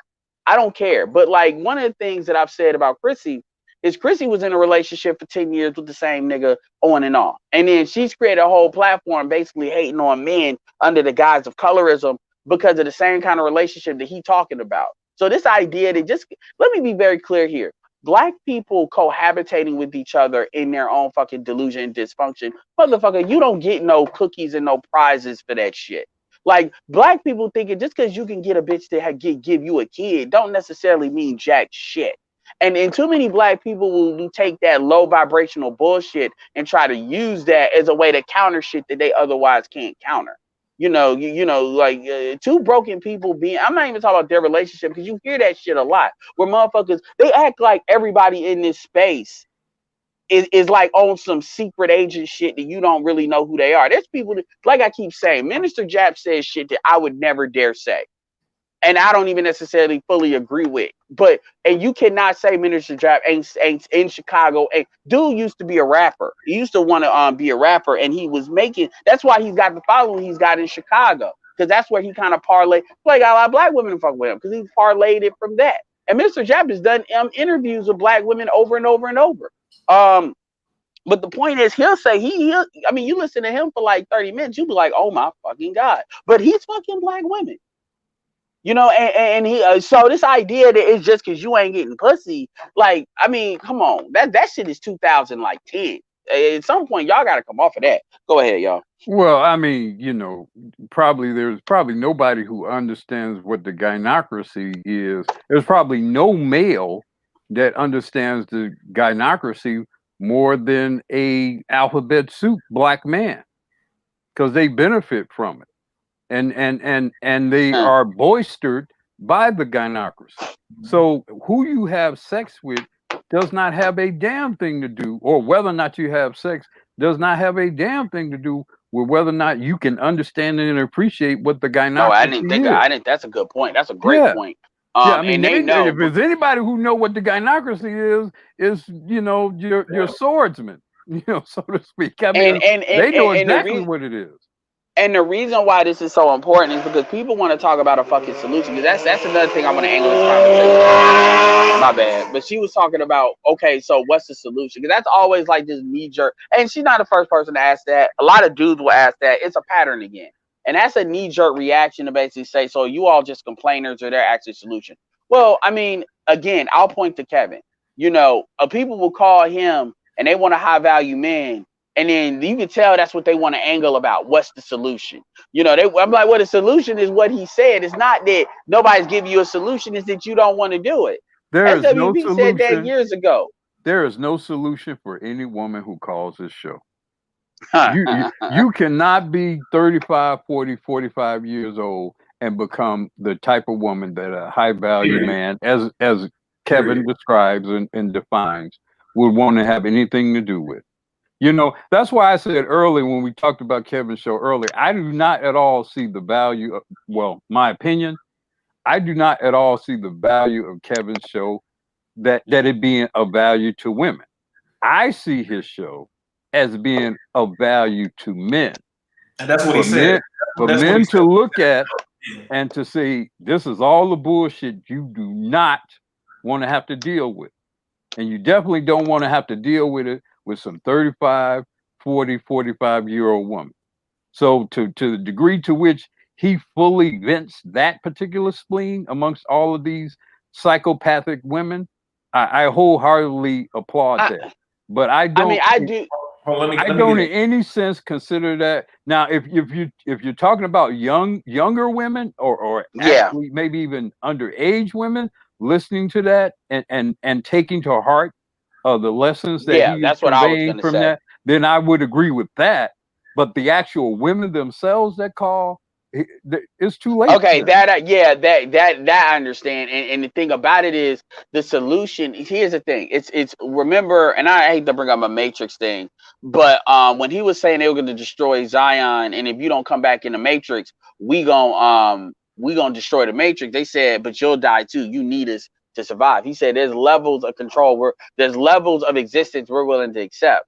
And one of the things, and that's the thing, I don't mean to be doom and gloom, but the reality is there is a solution, but it's what are you willing to accept? And keep in mind, we don't even see what these women look like. And when you do see it, it completely changes like the dynamic, because it's like, are you really fucking serious? Like, right. Are you serious?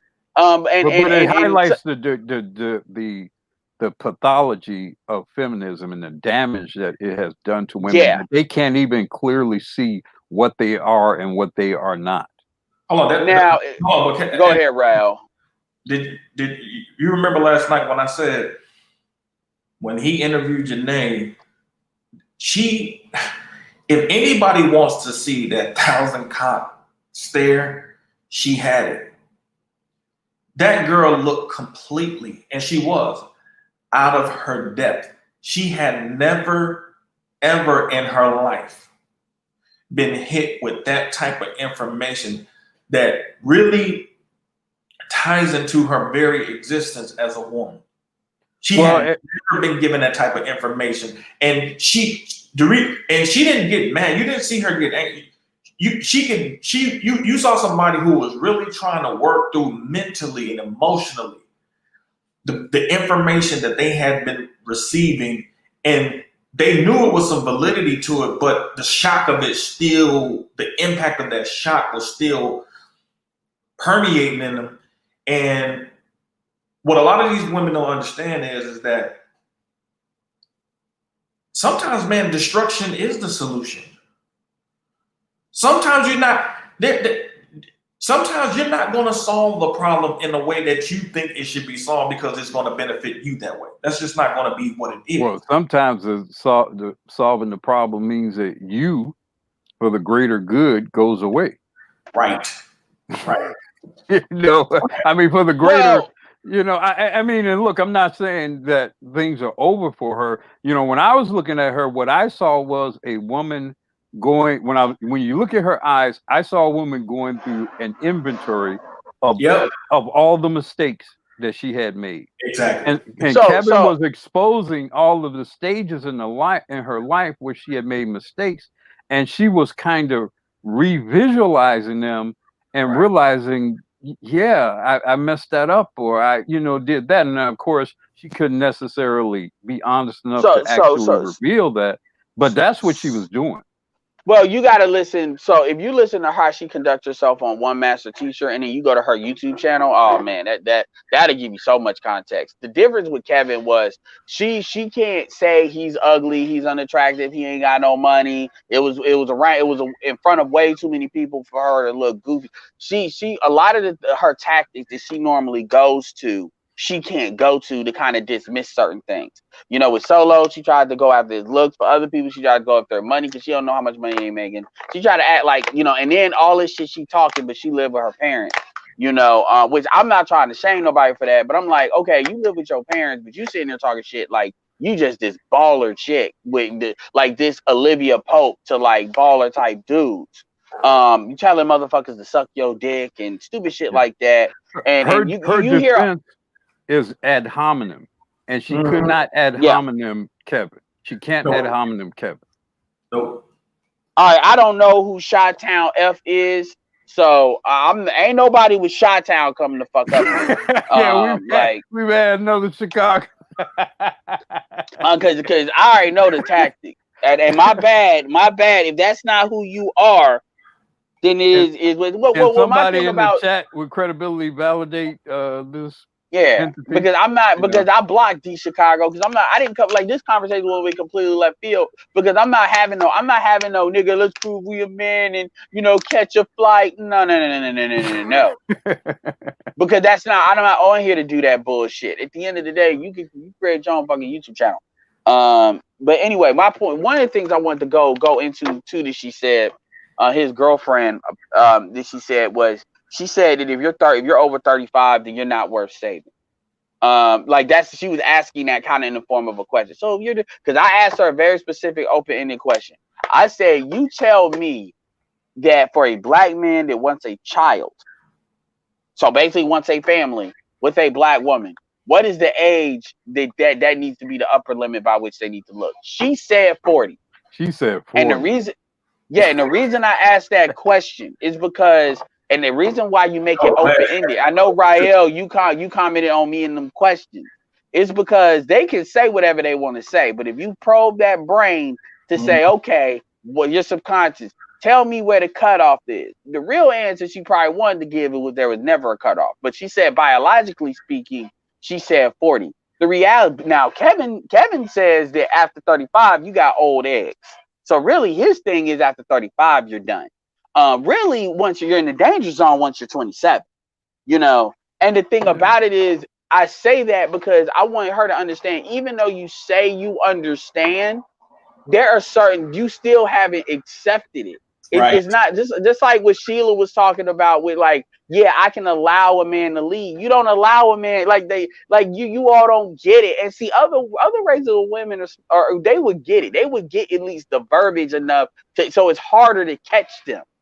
Like this is why the question I look. Be honest, the difference between allowing and accepting is with accepting comes with the pimp hand. And I mean that both figuratively and literally. You know, Right. when men have the pimp hand, then they must accept. Well, this is why. And Well, that's this is the why problem with women. us, since we don't essentially. I mean, we might have figuratively had the pimp hand. We definitely don't literally have the pimp hand. But you know, that's why you have these discussions about allowing and accepting, because in the end, you know, there's no fear. Okay, I don't know who some of you niggas are, so you all better put some shit in the private chat because I'm seeing like a lot of people pop up. And I'm Shot Town, bruh. No beef here. I was on. Yeah, you were. Okay. My bad. I ain't got no link. All right. You know, I'm watching you niggas. Yo, Nigga, but you what bitch. you said, Black Guy Rule was true. Like, it's not even just the pimp hand. You Because bitch ass nigga, I'ma kill you when I find you. Like somebody come out the gate with that.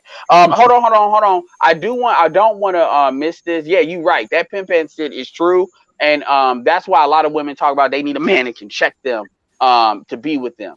And But that's you what the can't problem is. check a women. Those You women can't want check. men. Those women want those men to risk. Those women want those men to risk prison time. That's Yeah, the but this is problem the with thing. them. Yeah, This is the Because thing. those are the but same women. hold on. Those are the same women that will call the cops to shoot your ass Yeah, in the back 7 Yeah. times. that's And true. But hold on. They'll call the cops, then they'll change their mind like Megan Thee Yeah, Stallion did. yeah, Or they'll do or more importantly, they'll do what happened to Jacob. You yeah, know, and yeah, they'll because what people aren't telling you is she didn't. What they don't that was you, Black Guru, because you yeah. read I it. read You that. said I that she read this wasn't cooperating. What exactly.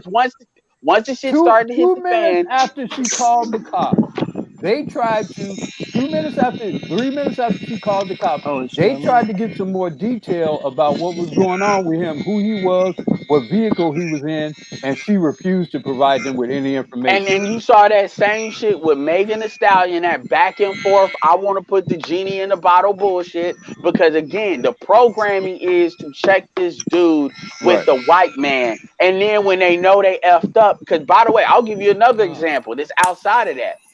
What's his name? The dude that punched what you call it, Rice. He used to be the running back for the Baltimore Ray Ravens. And he punched Lewis, Ray Ray Rice. Rice. Ray Rice. And then she regretted that because she realized, wow, his She fucked money his is money up. tied. Yep. And then and they're married till this day. Well, this And is the and, reason. and, and go ahead. I'll Let let me you jump in. start. This is the reason why when men we cannot check women individually. And what you said about the pimp hand is so right. But it's not Absolutely. just the pimp hand. It's also financial punishment. It's also social punishment. If you look at any of these things, as far as physical punishment, social punishment, or financial punishment in the Black community, who has the leverage? Women have the power to punish a man physically with the police. They have the man to punish us socially with shaming tactics. They have the power to punish us financially with child support and everything. Black men, we have never come together and created structures where we can punish the women for anything. Can I They comment on have that? I all want to that make a leverage. comment on And that. And let me finish. I want to comment on not that. only that, hold on, but not only that, the women will actually be the first person to try to defeat you if you do try that, even before the white man. Go But ahead. let me finish. Let Let me me finish. let I'm me almost comment on done. I'm that. Well, almost let you done. I'm finish, almost done. and then let you finish, and then the next dude the one talking. I'm almost done. But this goes back to what we're saying about Janae and her jumping on these panels and her being shocked to hear this information. This is also somebody shaving. Yo, who is making mute So, up, man? so this also makes a point about how this benefits the younger. See, other groups of women, they hear this shit from the day they are born. Other groups of men do not pull punches with their bitches like we do. Literally. So when it comes to this shit, the more we talk about the younger generation, the women who are not of age, they get used to hearing this shit. They become easier to check later on and tell them the truth about themselves. These older women in the 30 calling the Kevin Samuels show who was shocked just to hear anything negative about themselves because for the last 40 years in America in general, it's been niggas ain't shit, bitches are perfect type rhetoric. Like we can change that just by freaking speaking truth to power and grooming these young girls to understand it's not always everybody else. Most time it's you, and getting them accustomed to hearing that. Because other groups of men, they let bitches know off rip. You do this, you do that, you fucked up, you a Jezebel, you this, you that. We don't do that. We coddle every fucking thing. And I'm done.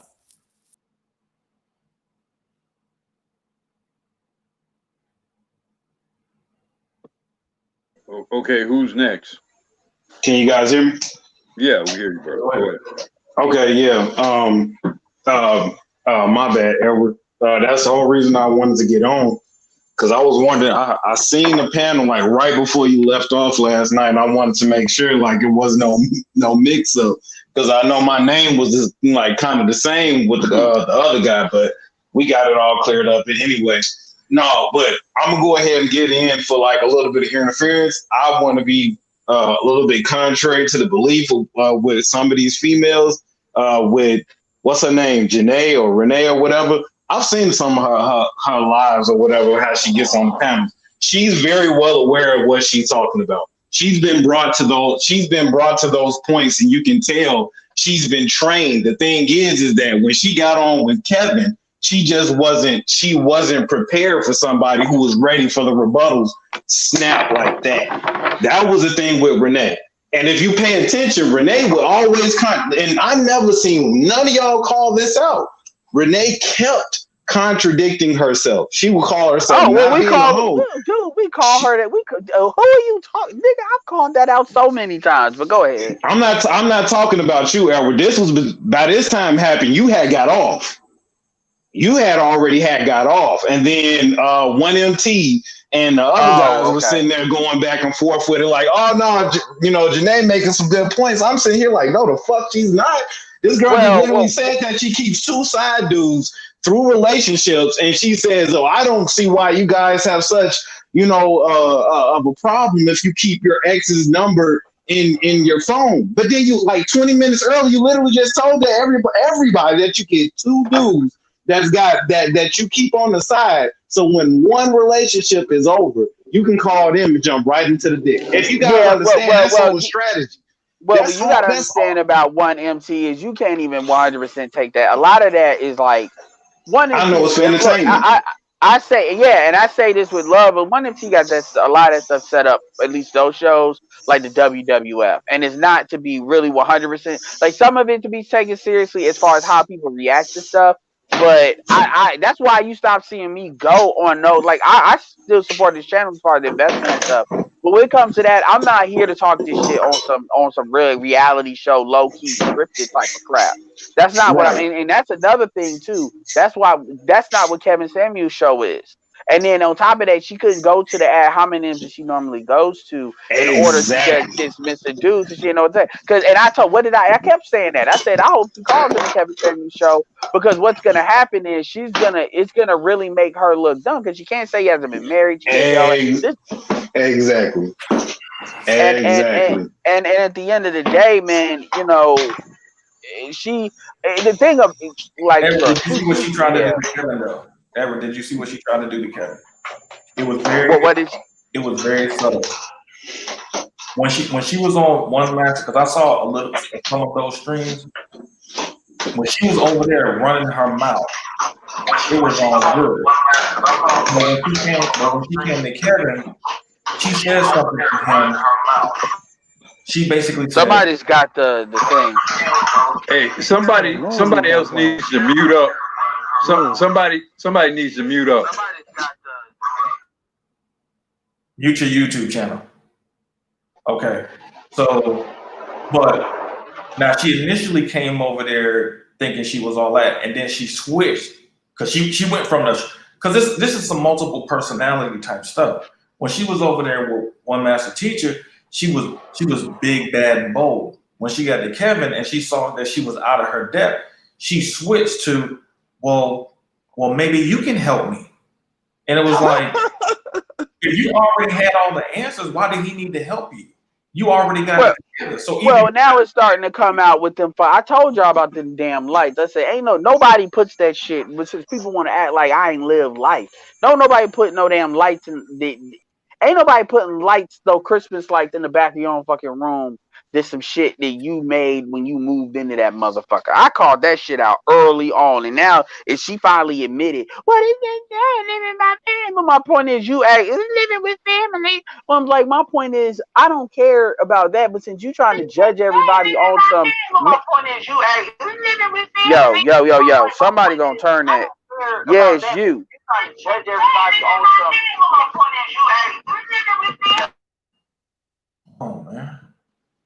All right, so like I know Who y'all know how doing to that? control that stuff. It ain't me.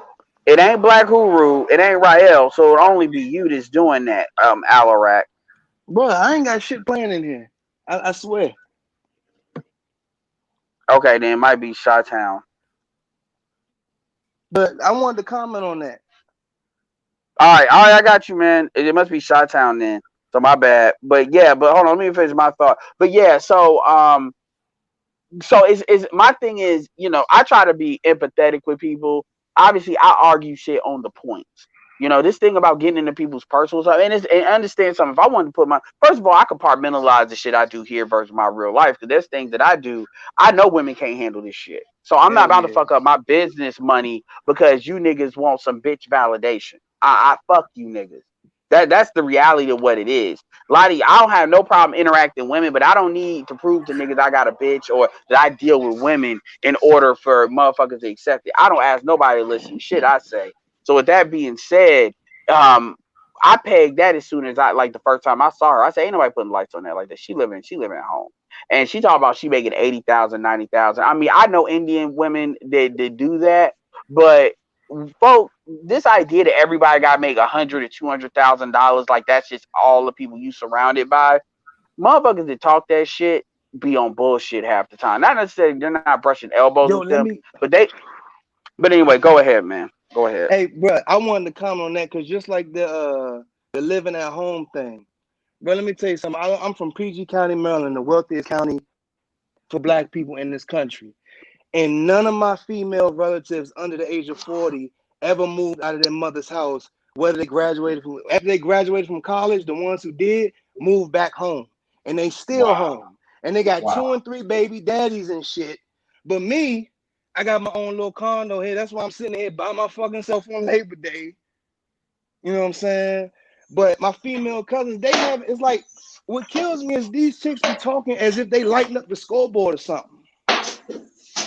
Right. And by the They be way, killing me like, generally that's culturally acceptable for women to do that, even cross cultures, because they like if you ain't married. But that baby daddy shit, no, that's not culturally acceptable. that's what But I'm go ahead, saying. man. Like, bruh, I got a cousin, okay? She older than me. She'll be 39 in February. She's never moved out. She got 3 baby daddies. She's never moved out. My sister, Damn, nigga. my sister, after she Air graduated them from all out. college, Air them out, boy. Air hold dry on, their ass. hold on. After she graduated from college, hold on.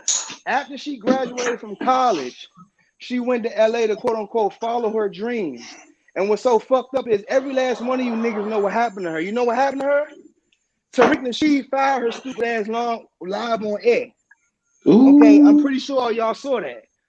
When my Yes, sister sir. No, Sarah, I didn't see that. when my sister Oh, got I that's seen fired that. that live one. on Oh, air. that chick. That was her. What? Yeah, Yeah. that's my sister. Damn. Nigga, you Listen, lying. Nigga, you lying. Don't no, say that. I'm For not real. lying, Damn. bro. I'm not lying. You know what she at now? You know what she What did doing now? Tariq she do? Okay, hold on. Time out. Is this? Hold on, because I don't know. Is this the one? The one this they got the buzz cut? Is this the one that's the Yeah, that's swirler? my sister. That's my sister, the buzz cut. Oh man. Damn, Okay. bro. But listen, you know what she doing now? You know what she doing now?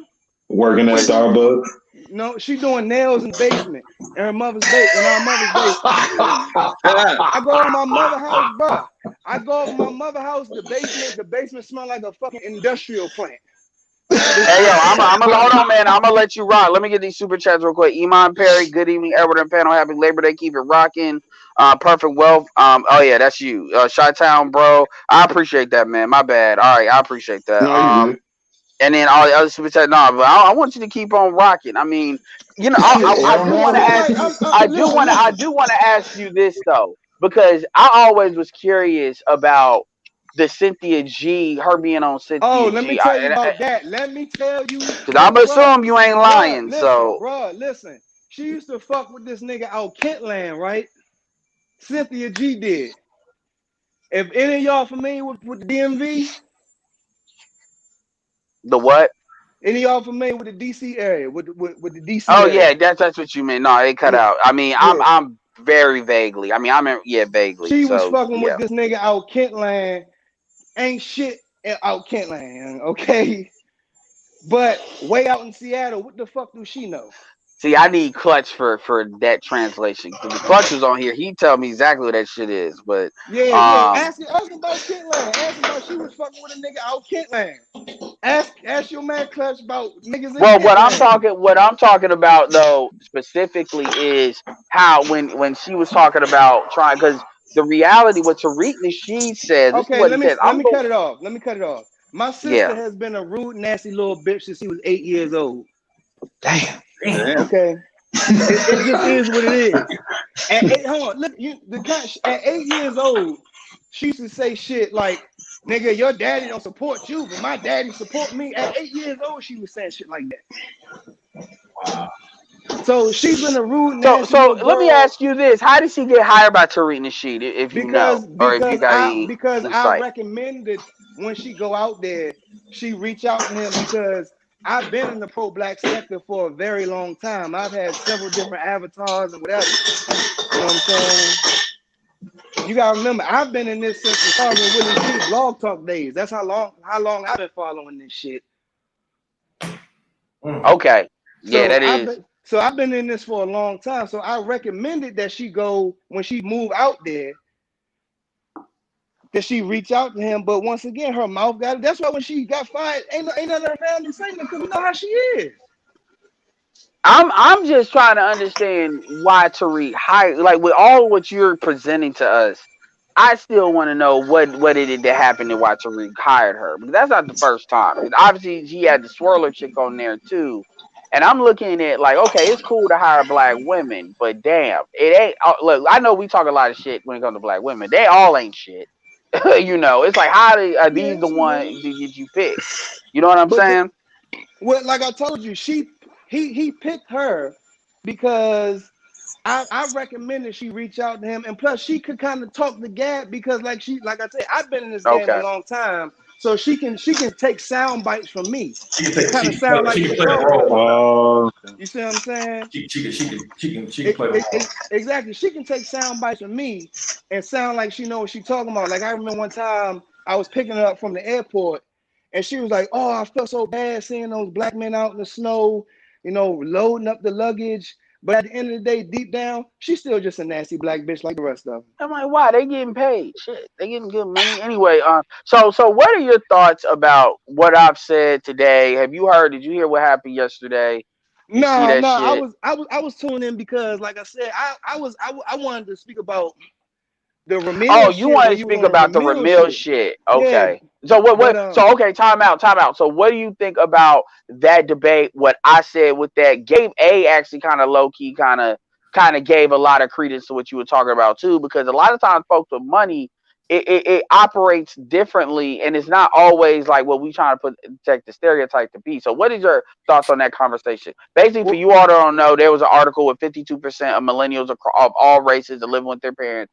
What you call it had its caveats. We said for the most part, motherfuckers like that, they're weak, they're lazy, they ain't shit, and they that's need to not be true. well. So that's what Ramil said as far as the premise, the kind of overall, is to get people up to speed. Well, And then Ramil there was can a be whole kind bunch of of people extreme had a like whole Jason bunch of Black. Them yeah. he Well, can there be was a whole extreme bunch like of Jason people Black. with yeah, there was a whole bunch of people with different perspectives, and this is what he's commenting on. Check out Ramil for the video. It's actually a very interesting video. And then with that being said, yeah, go ahead. Yeah, Ramil can be extreme kind of like Jason Black. Like I don't Jason Black speaks truth, but he a rude asshole. I would never speak to him because I'll be ready to fight that nigga. But um um I've called in a couple of times. Yeah, yeah, it's yeah, he but makes you work. yeah, like I'd be like, dog, like, and here's the thing, I know about him. If you remember Big B Kill from back in the day, that's my man. They was used to be real close. We know about the white women he used to be fucking with. But anyway, um, the whole thing about living with your now, I don't live with my parents. I'm in my own fucking condo by my fucking self. But almost everybody else in my family still lives there. Almost everybody. So do they contribute to the house, or how does that work? Because remember what Oh yeah, I said. I said, yeah, I they look at the contribute to the metric of you house. being a burden, not They, necessarily you living in the house. they contribute to the house. Like for example, it took me 7 Is it a years to big convince. house? It's a regular, normal single family I, home. I I asked that because you said like Prince George County, so I was just getting. Yeah, Yeah, okay. It's in Temple Hills. It's not in like Upper Marlboro or Bowie or some shit like that. Okay. Where the big shit is, Fort Washington, all that. But Oh, okay. yeah, like it's crazy because I don't see these women lighting up the scoreboards. Like I see women with college degrees driving C-class Benzes with the fender hanging off of them. You know what I'm saying? Like they got like the weed stink. Like they not lighting up the scoreboard like the women were in the 90s because the opportunities just aren't there. They've been cutting back But all their as BGS would say, their cash and prizes from the government, big time, especially here in DC. Like in DC, almost all those women he that said the worked on cash and 4th Street, prizes. all those women that worked on 4th Street in downtown DC, almost all of them lost their jobs because now we can get software to do what these women don't do anything but plug keyboards and make spreadsheets. Right, That's but we basically all got they the do. foresight to see that. They don't. They're Yeah. still going off the old image. Everything about them is about image. Even if it's not real, if they see this coming out the media, they're gonna own up to it. It's like That's I said true. before, the females go by a script until they can't no more. Very true. This is the script that they have been fed, and they are instructed to not go off the script until they receive other orders. And Now I the want thing is that this is I said it the last time when I talked to you, Edward, and I just reinforce this. They're on a runaway campaign. They don't know what that it is. It's a runaway train, and this capitalizes on everything about the live that you guys did last night when BGS and all of them said like, look, you guys got 5 years to shape it up, or it's over. It's over for you. Black men got options. At the end of the look day, at. I was in Ohio not too long ago. Check at, this out. I was in Ohio not too go long ahead. ago. I was in Ohio, and I struck up a conversation with this white man. Right, he was driving a tractor to the gas station to fill up because I was out there butting in the oil rigs and shit. And I struck up a conversation with him, and he was telling me, you know, I got to learn to speak Chinese and all this. And I was like, Americans don't have to learn to speak Chinese. He was like, no, I am. You're not because you're black. You didn't go around the world and fuck everybody else over. We did. White man told me that straight to my face. Wow. Yeah, that's interesting. And like I said, Ohio's probably gonna be the state that determines if Trump wins or not. So it'll be interesting to see that. But I also want to Because comment on one more thing, we're Edward. gonna wind this down in the next 30 minutes. So it's 2 hours. We're gonna get to 2.5. So I'm just All right, giving let me y'all get one more thing. Let me get one more thing then. Let me address one more thing though. all right, and It's then the Black yeah, Crew. the whole thing. I kind of agree, but not fully with the whole old nigga thing about because old niggas make me sick too. Because it's like, you know, we wouldn't be fighting this hard if y'all niggas wouldn't have just sat back and took it on the chin in the 80s and the 90s and shit. Oh If God, y'all let's not do that. now Let's not go there. hold on. Am I lying? Call me a liar.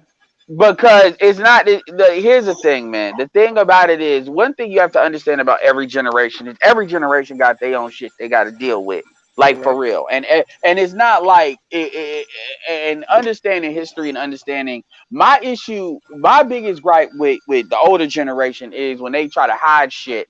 So they try to hide shit. Right. Yeah. So I Yeah. want to know the good, the bad, the ugly, and then that way I can see coming. This is why I give BGS a lot of credit. Obviously, Black Hulu tell it like it is. And then when you get people, because at the end of the day, I see that as black men conspiring with the females to I agree. basically That's kind of exact. reset, kind of like to reset the Exactly. metrics. Exactly. And you know But what, there's Edward? and That's why I so like you. yeah. That's why I fuck hmm with you, Edward. That's why you and BGS are my favorite. That's why you always see me coming under your videos, man.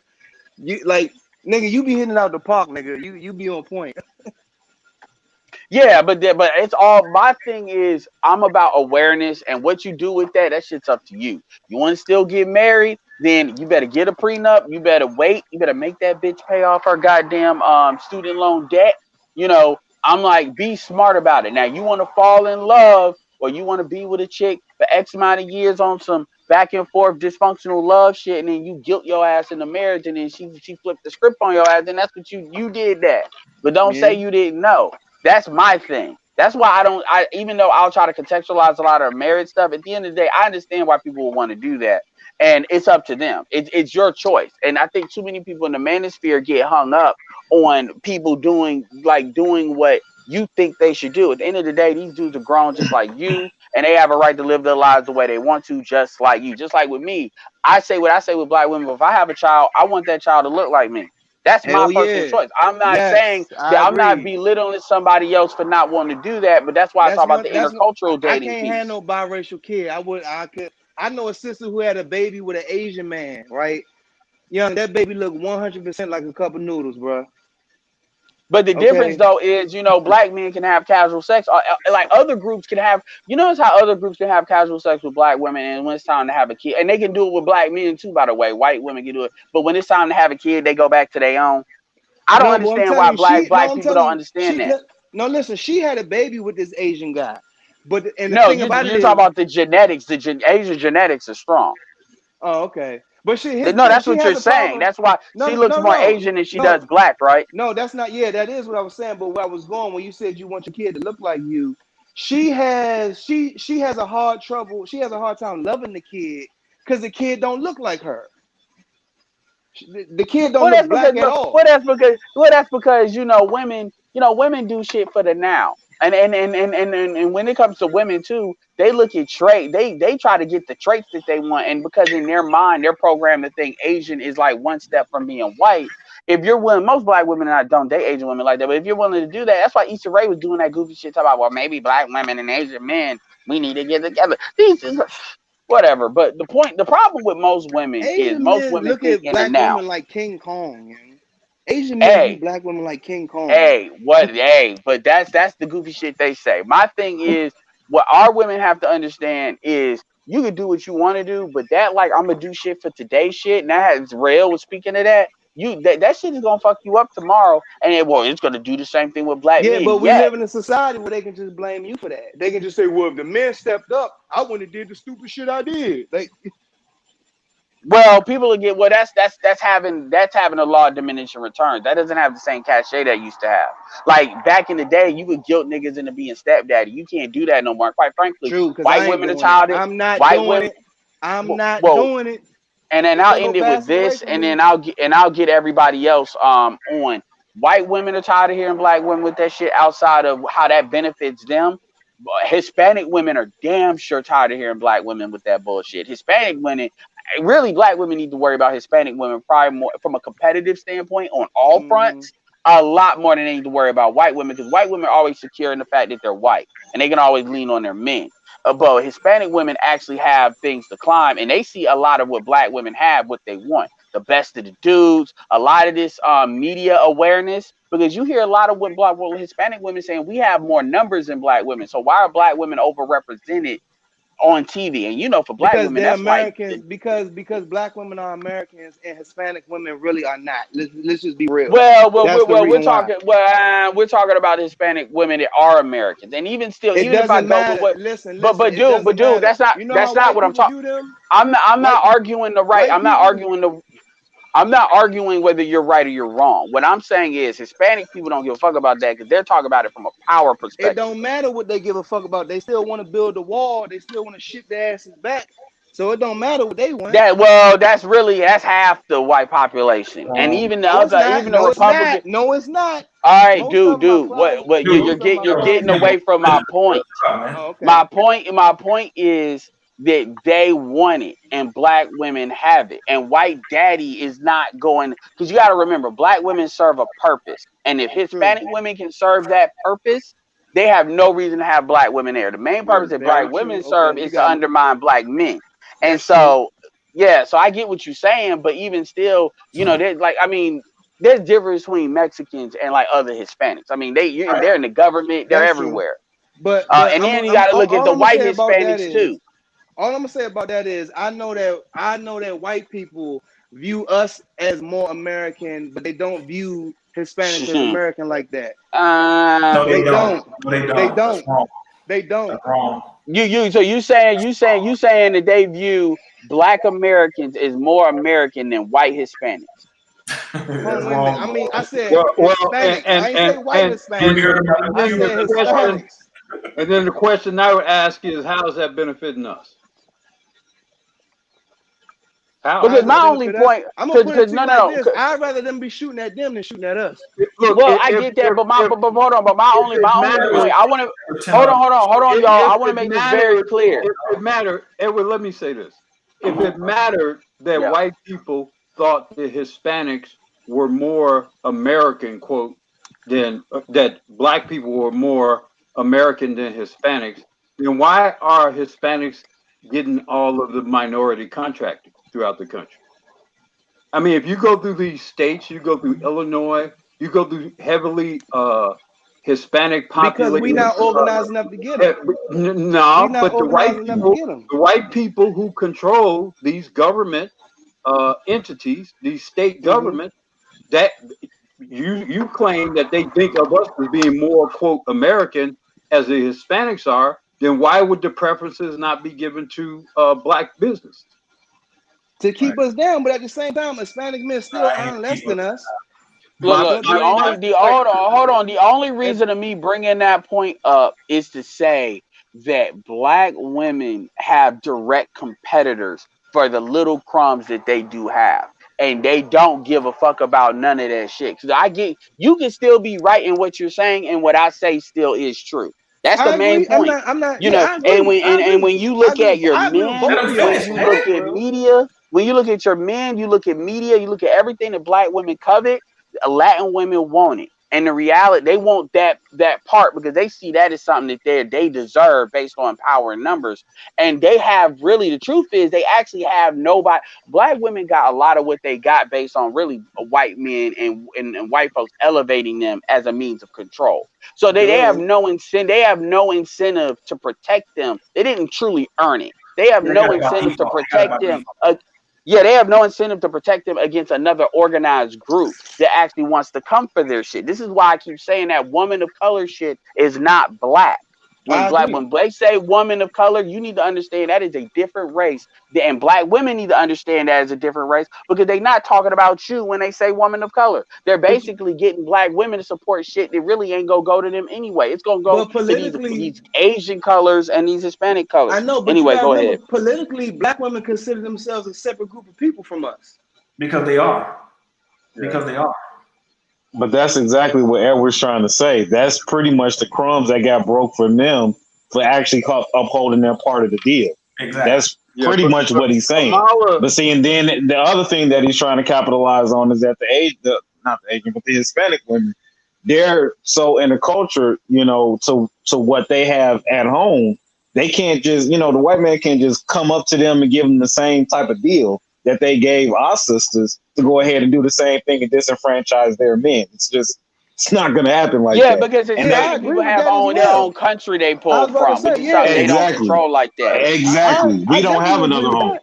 I definitely agree with that. But I mean, my Well, I was thing just about saying it that is, that's what Edward was just trying to get to with his point and how he was putting your point and his point together. Yeah, yeah, he's basically I agree he's with his basically point. saying, hold on. I He's agree. basically saying that politically black women are in a precarious position because on the one hand, you have the Democratic Party who is currying the favor of Hispanics just in case they need a more diverse voting bloc in terms of numbers. Because you just saw the other day when Biden all of a sudden came out with this outreach to black men and stuff Oh like that. So yeah, they in a yeah, I precarious saw that position. shit, bro. I grew up inside the Beltway, man. I know. Well, I, it's interesting because when I talk to people in the DNC area, sometimes I run into issues with them because they tend to think they more a little bit politically aware because their proximity than everybody else. I've nah, run not into even that. like that Not because you. I'm you'll not talking see about senators you, at but the I'm talking grocery about a store. couple other people. You'll be seeing politicians at the But grocery store around this stuff. but as far as like Biden reaching out to black men, I mean the reality is, I remember when I was Ubering, and this was a couple of years ago. I mean, I can't tell you how many fucking newspapers I've seen of fucking black women are the bedrock of America, black women. I'm talking about newspapers when I was going to gas station and get gas. Black women are the foundation of the Democrat. That shit makes you want to say fuck the Democrats, like for real.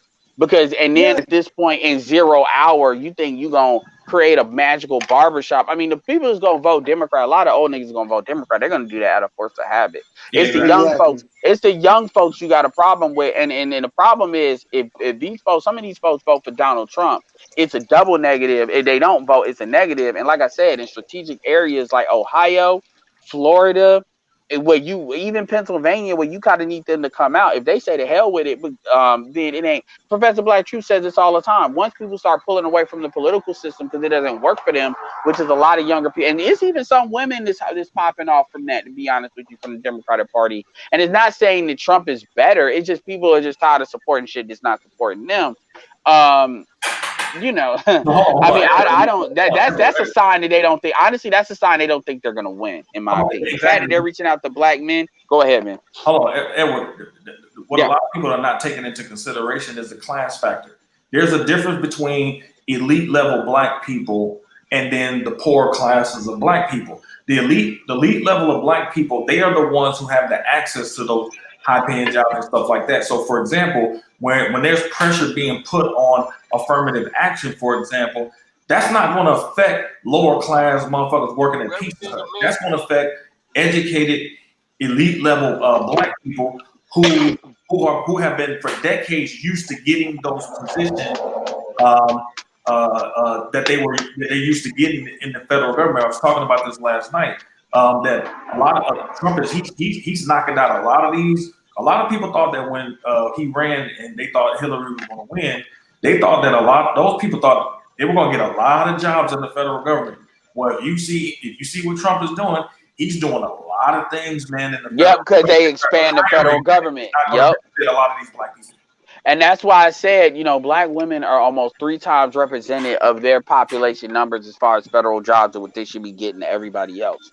I keep telling y'all, a pillar of the Double economic minority pillar, status. Double minority. the economic pillar of the gynocracy, or it's really four. It's really 4 pillars. It used to be 3. The one is corporate America, which is them getting access to corporate jobs, double minority status. The other thing is welfare, which is the lower tier. That used to be like Section 8, EBT, and you actually commodify the actual value of that over X amount of years and put that in a dollar amount. That is a lot of money when you look at child support, when you look at tax refund returns, when you Right. look at money that is not taxed that black women can actually engage in, You know, like the here in shit this they do, like area. braiding hairs. Hold on. The other thing is public sector jobs, is what Rael was talking about. And probably Mhm. that 4th, I would say, pillar that's kind of like the leg that's in the middle of all that, even though it's not the most important, it's still one that's there, which is black men that still validate that bullshit, which again goes back to D Chicago, talk about I've been with a black woman. Because remember, a black man is an economic asset, because that's another individual. You being in a relationship with somebody and bringing money into it, to a female, that is an economic asset. Even if they're not necessarily taking care of you, that's still stuff that you otherwise don't have to do, especially if you pulling money from other things. And I can tell you from personal experience, my mom had my stepdad in there. My mom had my stepdad. I was paying rent in my house. I'm talking about when I was in high school. I was paying rent in my house. So I was paying $200, $300 a month in my house that I was at. I'm under 18. My mom only paying $125. It was a brand new ranch. There was a new subdivision that we were in. My stepdad was working for the Pepsi company. This is back like 2000, like two, three, right? And then you got child support coming from my youngest brother, my youngest brother from his dad. And then we're not even going to talk about, it wasn't even no argument who was going to get the tax breaks from my middle brother and my youngest brother, because you can only get 2 at that point. And the thing is, long story short, the only reason why they have a house right now, or she has a house right now, is because I fucking went into the NACA program and helped hustle what needs to be hustled for her to get it. All that money she had throughout my entire life that she got, they basically bullshitted that money. Hmm. And if you actually add this shit up, because my mom was getting like 3-4 grand back every year, in tax benefits. Then you looking at obviously the child support. Then you looking at having a nigga in the house, because they weren't like they had people come in there to make sure dude wasn't there, but they weren't really horrible about that. Then we knew the nigga that was our landlord. So he was giving this and stuff. Like when you look at all these little things that's not counted that a lot of black women benefit from.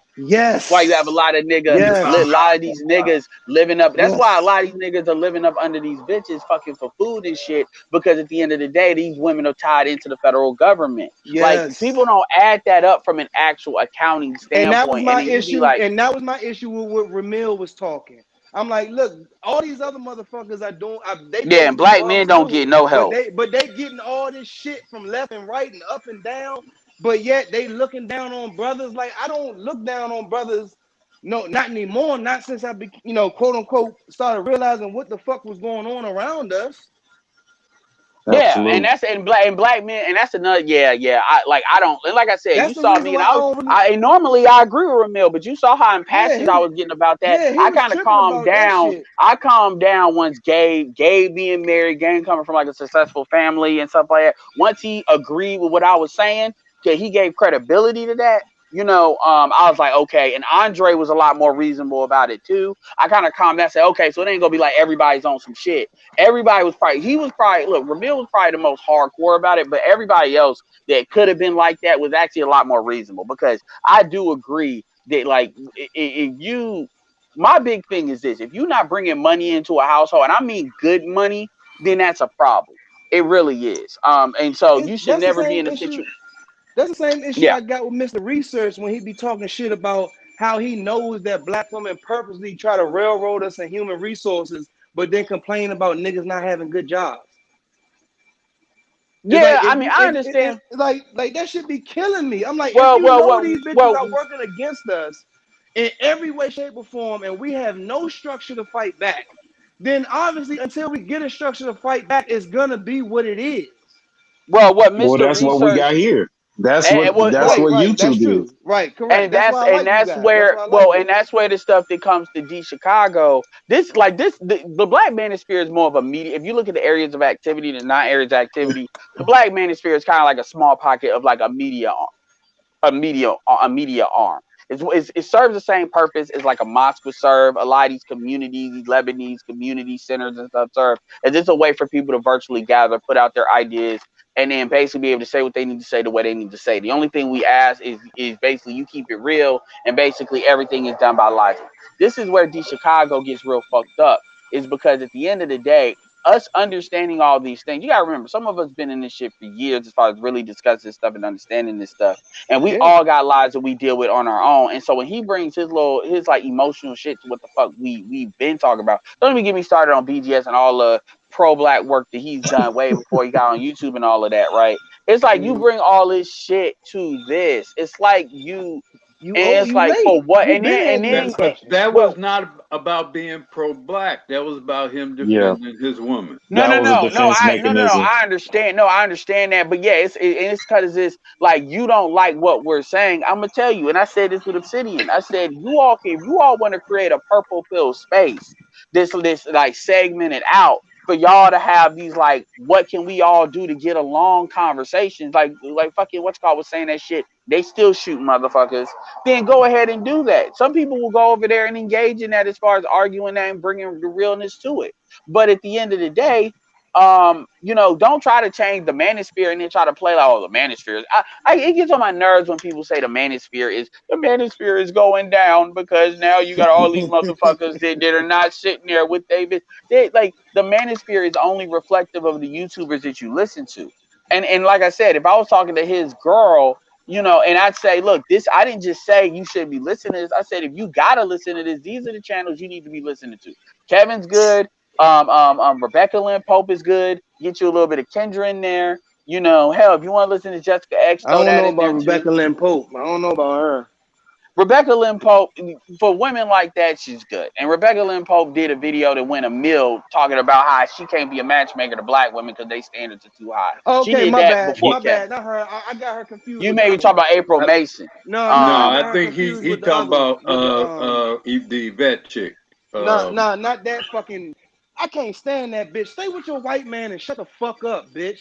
I can't stand her, And, but not Oh, her. you The talking other about one. Crystal and Carrison? No, not her. Nicole Michelle.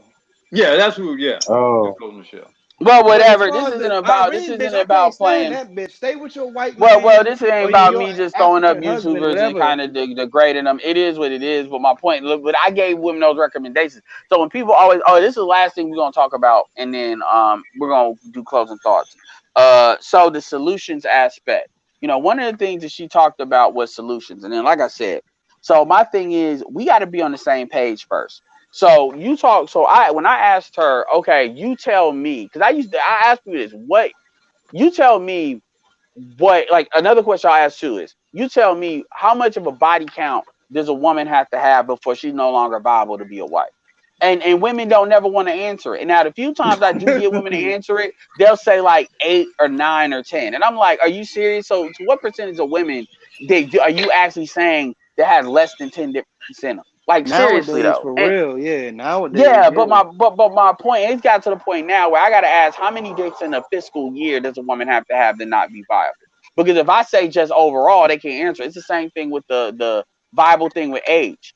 With all the stuff she kept saying she agreed with, which is her being agreeable, which is really low key her tolerating the conversation.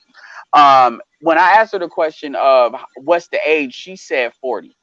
And I'm saying, to be nice, Mm. that's insane. That's insane. Yeah. Well, and then now, to be fair, what she said was, she said it depends on the age of the guy.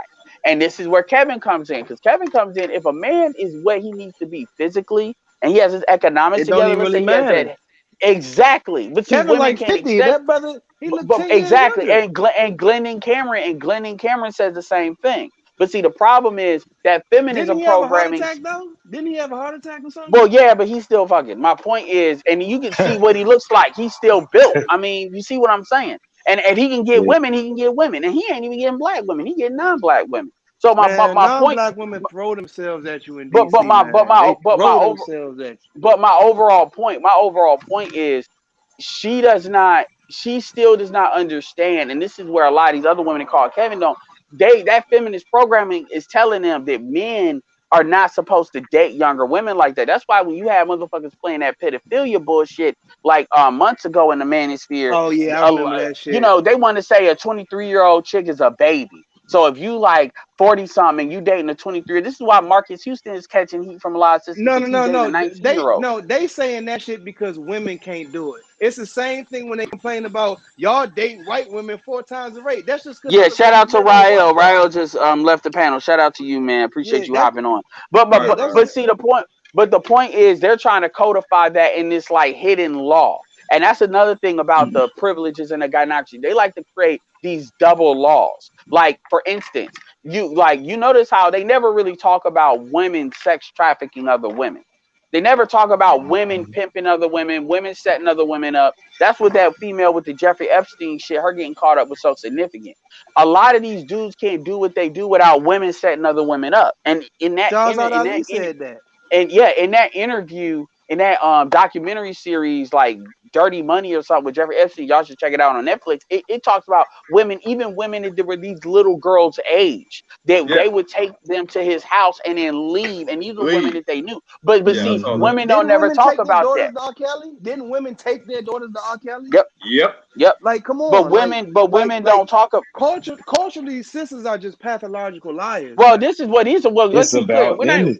We're not even talking about black women, because Jeffrey Epstein Oh, didn't deal with sisters like that. We're talking about all Yeah. women. This is true from American standpoint, and it It's doesn't get about talked image. about because that goes against the sisterhood. So my overall point, is with the age thing, is in her mind, a 40-year-old woman should not be having children for her own health. Fuck the man. Her own. You are putting a woman in mortal danger. Fuck technology. You put, especially when they talk about these black kids are dying at 3 times the rate when white people get a hold of them. In the nursery. You are putting a mm. child and you're putting a woman in mortal danger. You better do what fucking Beyonce did and get a surrogate. But you're putting with all that money you got from the corporation. But my point is, you're putting a woman in mortal danger for a thought, and this is the type of stuff that lets me know that this has never been considered. Technically, you really shouldn't be having kids at 35 years old, to be No. honest with you. No. My mom had me at 26, and people try to act like back in the day that was late. But see, we Damn. get so far. Yeah, back in the day, that's considered kind of late back in the day. But Yeah. people don't ever consider you know, these things because they, like BGS said, they go with what they know and what was passed down. So she That's asked my with point. all That's that. a major point. Who's passing down the dysfunction if we not in the fucking household? Well, women are the first teachers, and that's what the people don't want to admit. But here's a question: when people talk about what the solution is, like BGS said, there's a solution, but they don't want to hear the solution They because don't they're want to gonna think hear it. that's too They Yeah, don't want to negative. do it. yeah, they don't want to hear it because it's gonna have to start with them. That it has to start with them from the top down. And See, and the and and, gynocracy. Go ahead. and let's say fuck all that. Let's say a woman says, "Oh, like that was the premise of D Chicago was that we're just blaming women." So let's have an intellectual exercise and really, and what I would tell a dude like that is map out to me what black men need to do to basically move this needle. Like, so we can get to the point where the women have to take the baton and do their side. Because the way a lot of black men want to think is they want to think that black men can just do everything and everything will be fine. So it's just something we're not doing. But Nah, she'll sabotage you if she don't like what you're but doing. so what is it that black men need? This is what I ask guys like that. And I'm gonna ask y'all, and maybe we won't come up with anything. What is it that black men need to do to quote unquote fix a solution? So basically, if I to define that We need an is all male organization with what like the do black mob. men We need so a what do mob black type hold on. organization. So what do black men need to do to get black women to buy into black male leadership? Because that's the thing that quote unquote we would need to do if there's anything that needs to be done. I don't think that, of I'll go course, will second. happen in our lifetime. Black Guru? I mean, I don't see any scenario whereby, see, to me, it always comes down to what can be enforced by the law, the courts, and the cops. Yep. If I cannot enforce The my LCC. leadership, then I have no leadership. Correct. So to answer your question, I'm not optimistic because I know that anything we attempt to collectively do, when the going gets rough for them, they're going to sick the state on us. They go run back Yeah. to the white man. That's why I Or said get, we need a And mob so, type organization, I all mean, male, I code of regret silence. that I cannot provide a solution that would not require hundreds of thousands, if not millions, of black men being willing to do prison time. There is no Right. solution that does not That's require the true. wholesale I agree. violation of many And state violence and against your federal own women. statutes, and maybe Yeah. even some constitutional law, and like I say, some serious state and federal prison time. If we're I willing to agree. do that, then there's a potential solution. It's going to get bloody, but there's a potential solution. But if you're not anybody else willing got anything? to do those I things, got. then I see no solution. I All right, think the jump up, pendulum is. Shot Town. No, I said I got something. All right. Okay. All right. So I think the pendulum is gone swung too far to one side to where now I think it's just at that point where women only understand action, militant action at that. We Yep. It just needs to be made an example. They have to see a generation fall.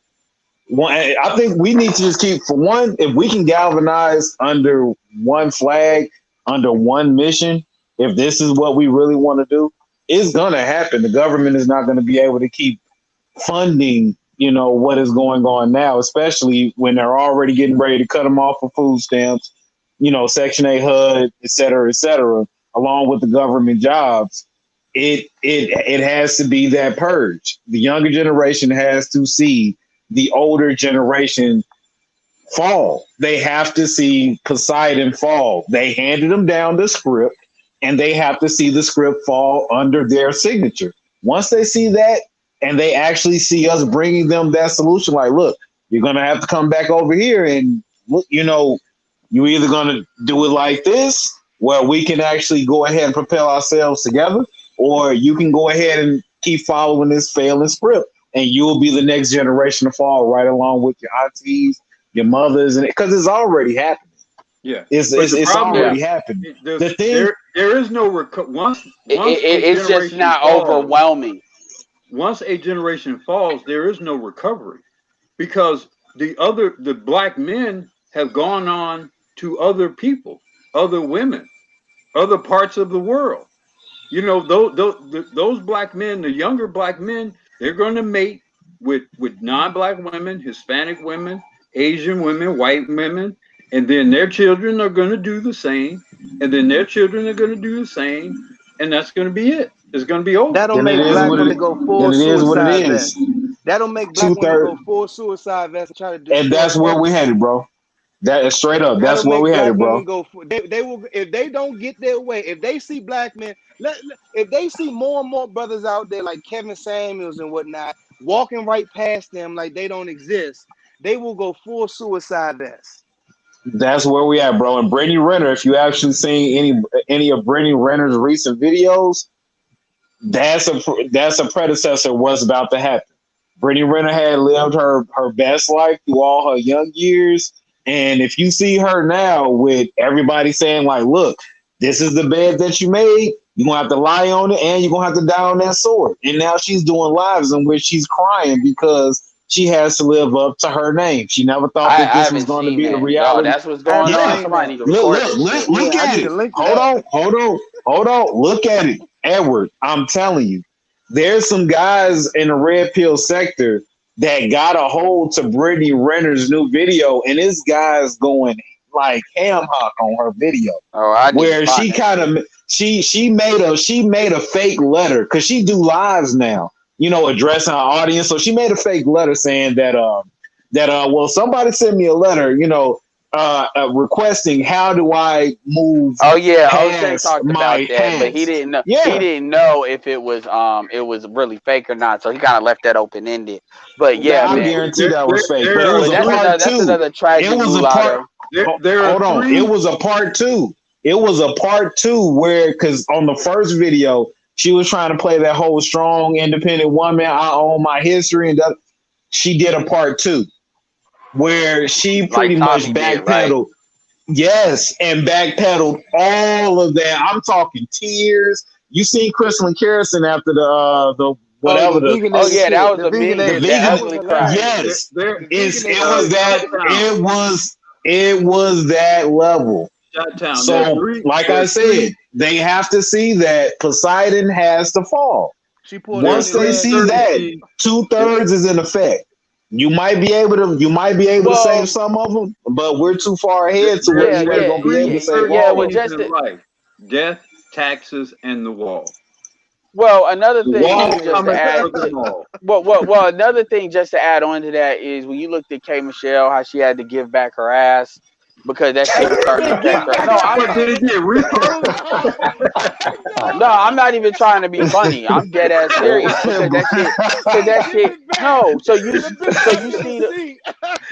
yeah, Oh so you shit! see the Cereal first, so number You you on see the Mr. bitch. Big? well, you see because that shit is only supposed to last like 10, 15 years, and you'd be surprised how fast that stuff goes. So now they got to get this shit redone, or they got to get shit underdone, and now they want to talk about being advocates for shit, or they want to low key try to blame the society for them getting it, which nobody told It her to get blows that me when shit they for do her. that. Well, When they try, it's Like no, men she that didn't did it. blame and society. you still She blamed men. She blamed Yeah, men. they say it's yeah men who do this, but She yeah, at the said end of the and then day, men. hold on. Then you got Mia Khalifa, which is another one, the Lebanese porn star chick. That now and she she wants from to still Mhm. here. keep she She want to from here. still. She from the Well, I'm talking DMV. about culturally what she is. She want to still keep her name, but oh, okay, that's what you talking. She still want to keep her name, but at the same time, she don't want to take the accountability. And what you're starting to see, that's gonna be the next real push from fourth wave feminism. Is they're gonna really try to Mm-hmm. push to normalize that shit. And see, the problem is that is gonna be interesting because the truth is there's less and less viable dudes that are like high value men, and the women that do what they supposed to do are not gonna want to cede their men who they see as a tangible resource to whores. And you saw that with Exactly, Tommy, and that and that's true. And if you don't believe yes, me, and that's Tommy why white Lawrence said women. that. She That's said the why white women will Tatianas. attack black women if they start getting decent white men Yeah, as well. That ain't gonna even happen. no, it's gonna be Latin. Yeah, it'll be the Latin women. They'll probably Yeah, or really be Asian, who they got to Latin or go Asian. for. Yeah, yeah, but that's why they talk about the Tatiana. That's why she brought that up. She brought that up. It's kind of like for you light skinned bitches that you're not white, but you're light skinned. you pulling that shit, you gonna deal with the hood rich motherfuckers you can deal with. You are not gonna get access to the high value, and it's not just the white men, it's all the high value men. It's all of them. They're gonna, and because it's less and less of them because of what COVID did. You see with Tommy Lauren, that's why she mentioned that's why she said super white, the Tatiana shit. That's the two things that I heard above everything else, because all the other shit is just typical shit. And so they're gonna run a lot of these Amber Rose women, because when you look at Amber Rose, what happened? Amber Rose didn't get a She go. like These shit women now. are Oh, the she's point. done. She look The like point shit. is these She women are look Yeah. not like getting. shit now. Here's the point I want y'all to understand. These women are not getting golden parachutes. They're fucking hitting the pavement rock bottom. Now some of them may get lucky, and the ones that get lucky are the ones that are a little bit smarter, like Megan Good. They kept a lot of her shit on the low. Gabrielle Union just got a compromised Negro. It ain't a lot of Negroes that's compromised like that. Yeah. That That got money nigga's a gonna give. fag, dog. That Yeah. nigga's a fucking fag. Come on, man. I mean, dude, you know that word will get my channel Yeah, deleted. Oh, yeah. my Like bad. for I'm You real. sorry. gotta, you I'm know, edit sorry. that out, I'm bro. sorry. My Edit it out. bad. Scratch Right, that. because Scratch that. Scratch that. I don't edit my videos like that. I mean, So, that guy any is not a heterosexual well, male like us. my point is he's compromised, and I'm talking about from the gynocracy standpoint. But there's Mhm. not a lot of dudes like that that's gonna have the kind of money he has that's just gonna dedicate it like that. And a lot of them dudes are not doing that because they don't have to. So the point is less and less of these guys, and a lot of these women getting desperate. And the first women, you're gonna see a civil war with that, where you got more Yeah. established women that come from money, and they may do what they do, but they still come from money, versus women that's trying to hold their way up to the top. And It's musical chairs. The Kardashians got away with that because they did that with black men. But when it comes to white men, Mhm. they wouldn't be able to pull that shit to that extent. They wouldn't be able to get away with that if they were doing it with white men. Because white women would have they would have froze them out when it comes to the media. So my point is that's going to be interesting, because at that point you're going to start seeing a lot of this feminism shit eat itself, and that is something Exactly. I'm interested in seeing how that plays out. So The anyway, thing let's It's move about you gonna fucking off. happen. Kardashians is, despite being hoes, their behavior is still better than the Black China type chicks. You can still go out in public with them, and they know how to finesse. My point to the Kardashians is the way they went at it in such a way that even the system wasn't even really capable of really seeing. Had they tried to do the same thing with white men, it wouldn't have worked. It I just agree. wouldn't have worked, because Mhm. they would have got Yeah, froze out. But I agree. anyway, with that being said, let's start off with Chi-Town to get your final thoughts, and then I'll get Black Hulu last. Okay. So my final thoughts. So for all the viewers, um, if you can go overseas, get you if you want to have a kid, because this is what I plan on doing. I literally just was listening to Mr. Sperling and heard a woman from his own neighborhood say men need to go overseas to have a child. Do not have a child in this area. Okay, get your guap up, get your passport, go overseas, get your cultured woman, because it's gonna get real nasty in these upcoming years and upcoming months. These females have played musical chairs, and it's getting down to one chair left. All right. So everybody's going to be fighting for that one chair because they went on this runaway campaign going by this script. It's already a failed mission. Just pay attention. As long as you guys keep watching it, you're going to see it unfold. At the end of the day, if you guys ever thought that feminism had any rank in winning, let me just go ahead and give you a fast forward vision of it. If women really had took over the United States, what are men going to do? They're going to take their skills and their resources, and they're going to get a better deal somewhere else. America will fall. The roads won't be built. The skyscrapers won't be erected, and the men are in the end are going to get what they want. Period. That's the hard end to feminism. Why it got this far is because they go by the script. Do what you guys got to do, man. That's pretty much what I got. All right, Alarak. Yeah. Nah, brothers. I appreciate y'all having me on. Like I said, I've been following you guys for a long time. I'm pretty sure you see my comments in your videos, Edward. Like I said, you one of my favorites. Absolutely. Yeah. Like I I said, appreciate that, and I do try to yeah, respond to all comments. yeah. It's just I appreciate you guys having me on. I might start posting a little bit because, like I said, I've been in this game since the Willie Pete days, Black on Blog Talk. So I done heard a lot of excuses, the ad hominems, all this crap about these guys are incels and all this nonsense to deflect away from the true topics. Okay, and the bottom line is we have to be realistic that black women are comfortable with the way things are. Period. You know what I'm saying? All this I march for Mm-hmm. you shit, they not marching for us. They marching so they can say, look, I was out there too, so I deserve half. That's the only reason they fucking marching. They not marching for us. That They is marching for true. the they That are is marching for true. their Image, own selfish, they marching for image. their own selfish asses. Yep, Okay? And image. All about I'm image. sick and tired of these fucking simps telling me these queens out there for us putting in work. What fucking work, nigga? What work are you talking about? You know what I'm saying? So appreciate y'all letting me on. We just got to be realistic, and like I said, if we really want to do something, we're gonna have to create our own like mob organization, no women involved, with a code of silence, where we making money and we making moves, and we 100% do not involve the women, and we ostracize any nigga who say she cool, she can come in. That's what it's gonna take, and I'm Yeah, done. actually, I like the point Mm-hmm. that Alarac made, and I think I'm going to build on that. And I think I've recommended this in the past, but I think I will continue to do so because I hope that it becomes a compelling thought amongst the men in the manosphere. And that is, we should inventory our resources, our energies, our talents, whatever, and then really consider how women are benefiting from those things without making an equal or without reciprocating an investment on their part. Edward was talking earlier about how the four pillars or whatever of economies that black women enjoy. The economics that the gynocracy is built on. Exactly. And one of them you mentioned is from men. But actually, black men represent two pillars. One directly, as you described, but they also represent indirectly the governmental pillar because very much of what they are able to obtain from the government is by virtue of some sort of response as to their interaction with us, particularly when such results in a child.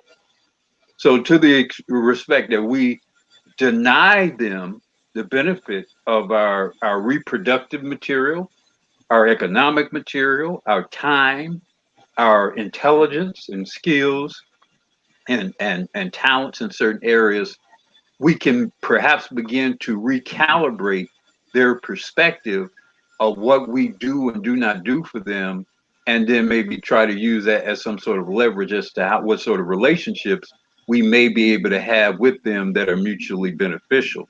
So I would say, look at your life, look how you live in your life, bro, and look and consider how much women are sponging off of you. And I'm not just talking about the women you're having sex with. I'm talking about the so-called friends, and I'm even talking about the female family member. All that needs to be reined in, and they need to begin to pay more from what they get from us. And I'll leave it at that. All right, well, it's definitely been a great stream. I'll keep it up for the most part, but I might have to take it down in order to edit that out. Like, and I know you cool. I mean, I know you didn't mean it, but Yeah, these my these bad. folks are rude. That was a No, no, If I you get it, knee-jerk but if you these reaction. choose to try to edit it, I think it was around the 2 minute, 2 hour, 39 minute yeah, range. it was close towards the end, so that's at Yeah. least another good thing. If it would have been like in the middle, it would have been a lot more annoying to do it. So that's cool. My bad. But with My that bad, being y'all. no, it's My fine. bad. With that being said, it was a good spirited discussion. I can add in my final words talking about, like, at the end of the day, a lot of the stuff that was said sounds great, but the other hidden elements you have to understand is you have to look at how many dudes are actually invested into the situation as it is, and how and that's really what one of the things that prompted the video. You got dudes that they get blind, and this is not the first time this has happened.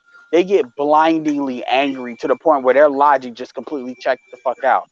To the Like point their where, on the mama. one hand, on the one. Well, I'm not even trying to. My thing. This is not about me wanting to shame people, and I've said it too. So I'm not act like this. Oh, you act like a woman. You act like. I'm not even on that. Like I want people to really observe. Like if you go and look at that video and actually look at how he interacts, it's like so you clearly said you said something. You made a conscious decision to ask a question about, do I have a girl? Have I ever lived with a girl? Because your whole premise is I can, even though on shit you agree with, I can only say what I say if I don't interact with women. Was low key trying to question my sexuality. Like that's really where these motherfuckers were going. That's really where it's Yeah. going. And they do it, and it does. And the reason why I pointed out Kevin is because it doesn't matter if you were married. It doesn't matter when dudes get mad. When black people get mad with black men, that's where they want to go because that's where the programming is. And they don't even understand. It's not just the women that do that, the dudes do it too. So then you want to low key, okay, conscious. So conscious, you want to say you did it subconsciously, but really you consciously did it because you was asking a line of questioning. Then you want to make it personal. Then you want to low key act like you want to fake apologize about that because you want to act like you ain't really mad. So I'm supposed to basically say, okay, everything's cool, even though how you felt is what you really think, even though you listen to me, which I don't understand why. Then once I get off, you then come back to the same, you kept coming back to the same arguments after you apologize for it. So what it really means is your word ain't worth a damn. You threaten. This is a conversation we're having, a conversation that nobody, that you did not, this is the thing people need to understand. You did not, and anybody that gets upset does not have to listen to it on YouTube. I don't like RBR. You think I go and listen to his shit and hate listen? I don't hate listen to people. I don't. Like with the shit with Janae. MT thought I was playing when I said I'm not. He was like, yeah, man, you wanna go, you're happy to come on. I said, I'm good. And I guess people thought I was gonna come in there at the last minute. I said, no, I'm fucking serious. There's nothing to say. There's not a productive conversation that needs to be had there. So no, I'm not going. And I didn't. I didn't go over there. I didn't sneak listen. Like you all may see me on the watches as far as like on solo shit when he was redoing it, but I really didn't listen to it the first time, because I already said what needed to be said, and I realized, okay, this is not here to be productive. It's not a productive conversation. This is just a back and forth childish high school bullshit. My point Hey, is, I can you don't put see. the link of the video that you talking about in the description too? Cause I didn't hear it last night. Please. Okay, it's in the description. Okay. It should be, but I'll That double was check. I'm a, I'm It'll be in the community tab. But my point okay. is, when you actually observe that, and you observe that it's literally inner battle that he's having, because of in his mind he feels like women are being attacked. Now, what kills me about that, and then I'm done after this, is all the other bullshit that the black women said, all the decades of talk show shit, the Ricky Lakes, the Montel Williams, the Oprah Winfrey's, the Oprah Winfrey Network, the Own the Conversation, Madame Noir, Atlantic, Black Men, which is written by a black person, Black Men are the white men of the black community. All of this stuff that black men, that really low key sets us up to be murdered and seem like we're evil bastards. That black women Yes. say, none of these niggas feel any some type of real way about it. But one fucking rinky dink, like Roger's channel, that had 57 viewers on it, and that's kind of high for Roger's channel. And that's on Roger's Live that has like 350 fucking subscribers. Yet that motherfucker got so fucking out of sorts over a fucking conversation. There are white folks that get on YouTube and say god awful racist shit on YouTube, and they get way more views. But this shit bothers you so fucking much. And black men, half the time, they don't even fucking know why. Even with Platinum. Platinum, he's like, nigga, you gay? He apologized because it's a reaction. And y'all really got to ask yourselves, why do you all have that fucking reaction? Because people talk about, well, we're supposed to be doing it. Because even when his girl got on and she was talking about, well, where's the solution? Well, we need to be together. That's really cold for nothing matters. Let's just all pretend to be together, even though there's unconscious dysfunction with us both.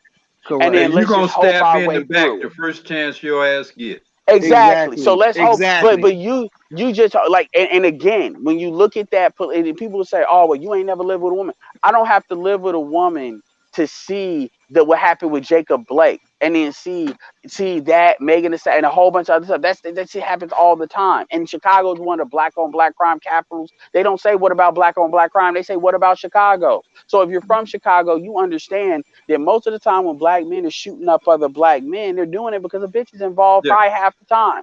Oh yeah. Drugs is the And I other can half. attest to that. So Sure. so Yeah, for there's you a lot of being that. so all of this stuff we already know based on what you're saying. And even though he says, "Oh, well, you're not right on the technical level. You're not right. I just gave my girl this." We don't have to be right exact, but we can see the patterns. And you trying to be on the technical side. That's another thing that women do. Sheila did this too, as well as the other girl. They tell, well, me. We're saying black women. We're I not saying you. feel. I Yeah, I because it's feel. you. Yeah, I it's like believe. I it's believe. well, no, that's not even the point. I'm talking about the I part. I'm Mhm. not talking about you personally. If somebody says that black men don't know how to raise their kids, I'm not gonna feel personally attacked that I don't fucking have kids. Oh But yeah, that's That's me the why difference. women generally should not be leaders. I mean, and I know that's for today. That's a rather controversial statement. Well, shit, I've heard other But at white the women say highest that shit. level, at the most critical levels, I don't think you can have a person whose initial inclination towards the most important matters is to think about how it affects me, just me. And that's the general inclination of the human female. And and they never think it out. it's very They don't think natural about for cause and them to be effect. that way. And That's why and you and don't need for them to be exactly, leaders of that's true. critical That shit. natural And part they is don't think, that yeah, natural and they part. don't think about cause and effect. Well, They don't think what I about cause. but the key thing I wanna elaborate too. They don't, but I want to talk about how the dude wound up in that because he was getting the same. What about this? And he tried to use the black women as like a straw man argument, but in none of the shit that he said did he ever actually address anything really we said or provide a counter argument. It was all that conversation was all wrapped around what he actually said, as if we can't do the replay and go back and listen to exactly what the fuck he said, see the chat exactly how it was written, because I did it in the moment. I said, yes, you said that. So basically, it was all about really blowing up the conversation, and that's what a lot of people do in this space. And Look, that's another thing when people come in this space talking about the we all need to get along shit. That's really code for y'all need to take whatever shit y'all got going on and y'all need to put that aside. Because the reality Yep. is, the question that I ask black women is, okay, then what the fuck are you gonna sacrifice? And then they ain't That's the never same got thing when nothing to people say say, man up. When people say or they I'm man want to, gonna up, sacrifice man or up my just means Edward. I'm man gonna up means just bend sacrifice over my and take. love. I'm gonna or sacrifice my or or understanding. I'm gonna inspire you. I'm gonna time out, inspire you. or what they do is they make it about the children, which means Yeah, what about what we gonna do now with this baby? And it's yeah. like, dude, that's not working anymore because this goes back to what BGS said. And another thing that D didn't understand is the urgency. Okay, you good in your situation, but the reality is situation is you ain't every black person. The reality is situation is, what he's talking about is in BGS. It is urgent, and dudes are not getting on YouTube. That's another thing. People have this belief that it's the manosphere that's making these guys do this because again, they don't want to accept. They don't want to accept that dudes are seeing shit and not taking that deal. They can't like this. This is where Jessica Light comes from, where she can't accept it, and it's this struggle to hell. Kerosene can't even accept that nigga that she had a kid by didn't stay with her. And she made a whole platform hating on black men. It really comes back down to that one thing because he called her. No, real talk. That's what Kerosene said. That's what Kerosene said. That's not me. Kerosene said her first daughter's baby's father is a good dude, and she wanted to have a kid. He didn't. He He an still raised the architect. He a kid, and successful he didn't want architect or some her. shit. He didn't want her Yeah. because he didn't really If want a that nigga family ever like wanted that. to come back, he can get it back. Yeah. So Whenever, exactly.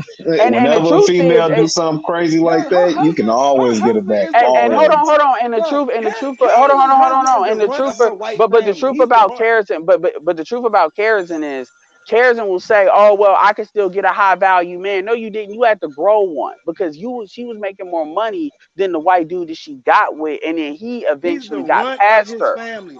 Well, I'm just saying, I'm not even trying to play him. I'm He's the saying runt of his family, hold bro. on, he surpassed her But the point is, Keratin stopped working once he surpassed her. The reality is, had Keratin kept on going on her corporate track, she would be not that much different than a lot of these women calling in Kevin, because she would have kept making more and more and more and more money.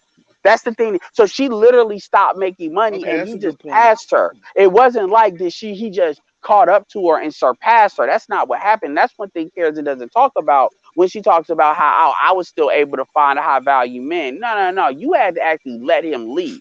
You had to allow him to lead. And because he's a white man and he has white supremacy That's a behind good him, point. it was a little bit easier for you to allow that. But that's something that she probably wouldn't have been able to do with a black man, because it's because you're not gonna shoot it just like how you see with these cops. You're not gonna not fire a gun if you have it. You're just not. If you give power, you're gonna use it, because that's how humans are. And that's true for men, that's true for women. So anyway, with that being said, I appreciate all y'all. This is Edward signing off. Peace. Peace. Later.